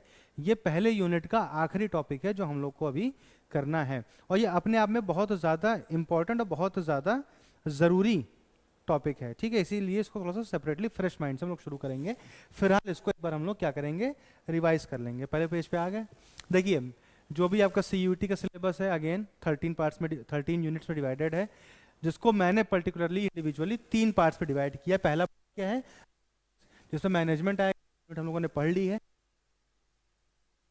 फिर बिजनेस मैनेजमेंट, ये किसी भी बिजनेस को या मैनेजमेंट को समझने के लिए बेसिक्स हैं जो हम लोगों को करना है। उसके बाद हम लोगों ने जो है प्लानिंग और कंट्रोलिंग, एक तरीके से प्रोसेस ऑफ मैनेजमेंट में आता है, तो ये सेकंड यूनिट है मेरे हिसाब से। और थर्ड यूनिट या फिर थर्ड ग्रुपिंग जो है वो है फाइनेंस से जुड़ी हुई, ठीक है। फाइनेंस, फाइनेंशियल मार्केट और मार्केटिंग। और उसके अलावा 2 बोनस चैप्टर्स हैं, कौन कौन से, कंज्यूमर का प्रोटेक्शन और एंटरप्रेन्योरशिप डेवलपमेंट। अच्छा, एंटरप्रेन्योरशिप क्या होता है, जो खुद से प्रोडक्शन करते हैं, मतलब जो एक अंदर से एक बिजनेस करने का एक एप्टीट्यूड होता है ना, ठीक है। चलिए आगे, तो ये सिलेबस का ओवरव्यू हो गया। फिर हम लोगों ने शुरू किया मैनेजमेंट के नेचर एंड सिग्निफिकेंस को। 2 चीज़ें हम लोगों ने देखी, टाटा ग्रुप के बारे में, है ना, टाटा ग्रुप क्यों इतना सक्सेसफुल हुआ। बाकी बहुत सारे ग्रुप शुरू हुए होंगे, सक्सेसफुल नहीं हो पाया उतना ज़्यादा, ये क्यों हुआ, कंज्यूमर सेटिस्फैक्शन, दूसरा वर्कर सेटिस्फैक्शन। वर्कर सेटिस्फैक्शन कैसे, हेल्थ केयर और प्रोविडेंट फंड, बेसिक 2 चीज़ें हैं। और सैलरी वगैरह तो मतलब भाई वो तो हर कोई देता ही है, ठीक है। उसके बाद हम लोगों ने क्या देखा, फिर हम लोगों ने देखा इफेक्टिवनेस और एफिशिएंसी का डिफरेंस। क्या डिफरेंस होता है, एग्जांपल्स है। हम्म हम्म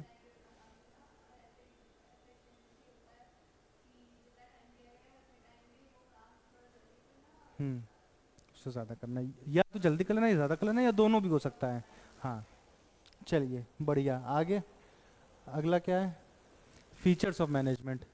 गोल ओरिएंटेड प्रोसेस है, बिना गोल के नो मैनेजमेंट। आप क्या मैनेज करोगे, है ना, जब तक कोई एंड गोल नहीं होगा, आपको पहुंचना कहाँ ये नहीं पता, तो आप चलना कहाँ शुरू कर दोगे, कहीं भी रैंडमली चलते चले जाओगे, ऐसा तो नहीं हो सकता है ना।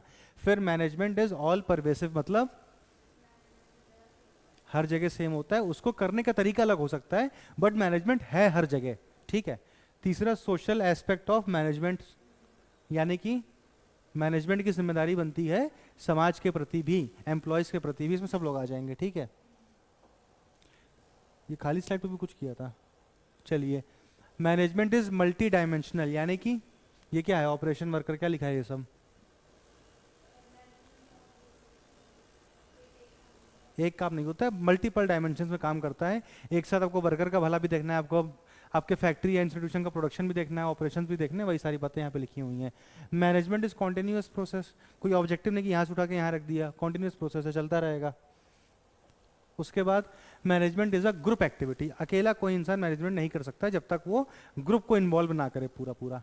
Management is dynamic in nature, मतलब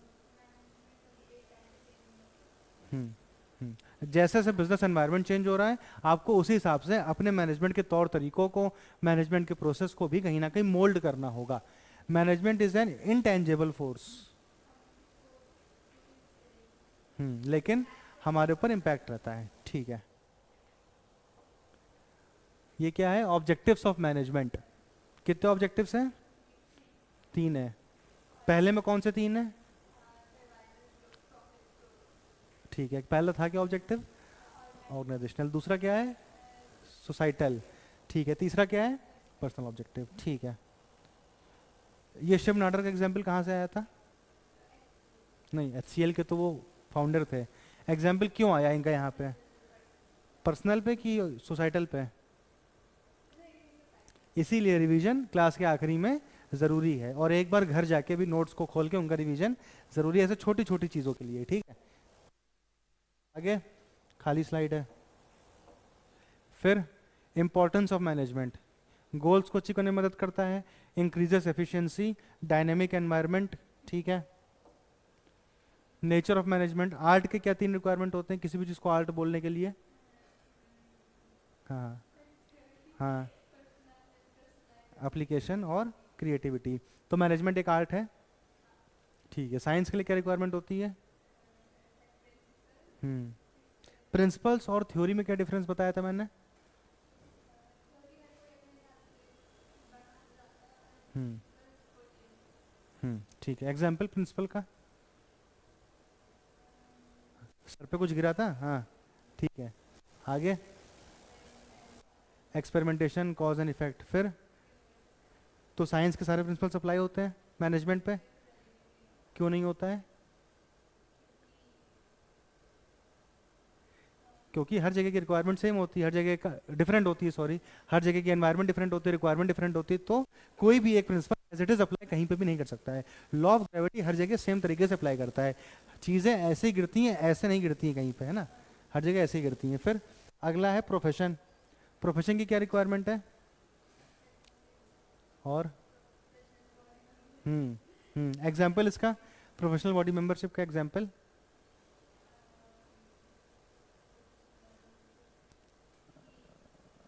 bar council, medical association, ICAI। ठीक है।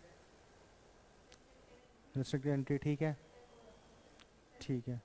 ठीक है। तो ये अप्लाई होता है सब कुछ? नहीं होता है ना। तो मैनेजमेंट एक प्रोफेशन है कि नहीं है? नहीं है। चलो आगे। कितने लेवल है? सामने दिख रहा है 3 लेवल है। टॉप में कौन कौन लोग आते हैं? क्या काम होता है टॉप मैनेजमेंट का? पॉलिसीज डिजाइन करना बेसिकली। ठीक है। और बिजनेस एनवायरनमेंट को स्टडी करके वो लोग पॉलिसी डिजाइन करते हैं। मिडिल लेवल में कौन कौन आता है? ये लोग कौन होते हैं? HR, production, sales manager. ये लोग अपने अपने डिपार्टमेंट्स के हेड होते हैं, या मैनेजर होते हैं अपने अपने डिपार्टमेंट्स के। हेड तो टॉप लेवल पे आएंगे, जो डिपार्टमेंट्स के मैनेजर होते हैं वो सेकंड लेवल पे आएंगे। ठीक है। इनका काम क्या होता है? बहुत सारे काम होते हैं, अगली स्लाइड पे हैं। हाँ, जैसे एक दो बताओ फिर लगा देंगे अगली स्लाइड। पॉलिसी का इंटरप्रिटेशन और इम्प्लीमेंटेशन, असाइनिंग ड्यूटीज, फिर मोटिवेट करना, और कोऑर्डिनेशन। ठीक है। तीसरे लेवल पे क्या है? Third level. ठीक है। इनका काम क्या होता है? ठीक है। आगे ये क्या है? वही है, मिडिल लेवल है। अच्छा, ठीक है। आगे ये प्रोसेस ऐसे बताओ पूरा। ठीक है। प्लानिंग में क्या क्या आता है?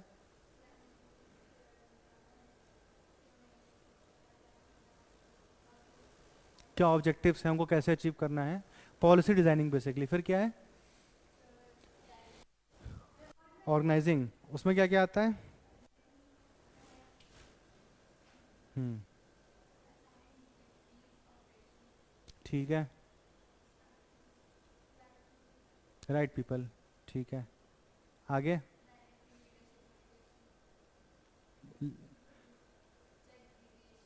हाँ, ठीक है। समझ में आ गया इतना? एक और देखो, होता क्या है ना कि जैसे हम लोगों ने शुरू किया, हम लोग एक टॉपिक से दूसरे टॉपिक पे गए जम करते हुए। जब पढ़ो तो लगता है अच्छा तो आ गया समझ में, लेकिन अभी बिना दिखाए पूछ लिया जाए कि क्या क्या पढ़ा है, तो शायद एक दो टॉपिक याद आएंगे, या बहुत हैफिजड मैनर में याद आएगा कि अच्छा हाँ नेचर पढ़ा था, अच्छा फिर कैरेक्टर्स भी थे उसके, है ना? क्या होता है कि जब भी कोई चीज़ पढ़ो तो उसको एक बार क्लास में इमीजिएट, मतलब मेरा तो यही तरीका है, क्लास में एक बार उसको प्रॉपर, और जो पढ़ा है वही बताए तो ज़्यादा बेटर है। अब अगर खाली ऑनलाइन होता तो पॉसिबल नहीं होता, ऑफलाइन में पॉसिबल होती है चीज़। उसके अलावा घर जा करके भी यही काम करना होता है एक बार, क्योंकि अभी एनवायरनमेंट सेम है, बिजनेस एनवायरनमेंट समझ में आया ना, तो क्लास का एनवायरनमेंट सेम है, अभी लग रहा है सब बैठा हुआ है, जब यहाँ से घर जाने के बाद एक बार देखा जाएगा तो हो सकता है कुछ लगे कि अच्छा हाँ ये था, ठीक है, तो वो देखना है, बाकी हम लोग नेक्स्ट क्लास में कोऑर्डिनेशन से शुरू करेंगे, ठीक है। कोई doubt है बिल्कुल भी, किसी भी तरीके का? नो नो, इतना वैसे पढ़ा दिया, अब छोड़ो। हाँ।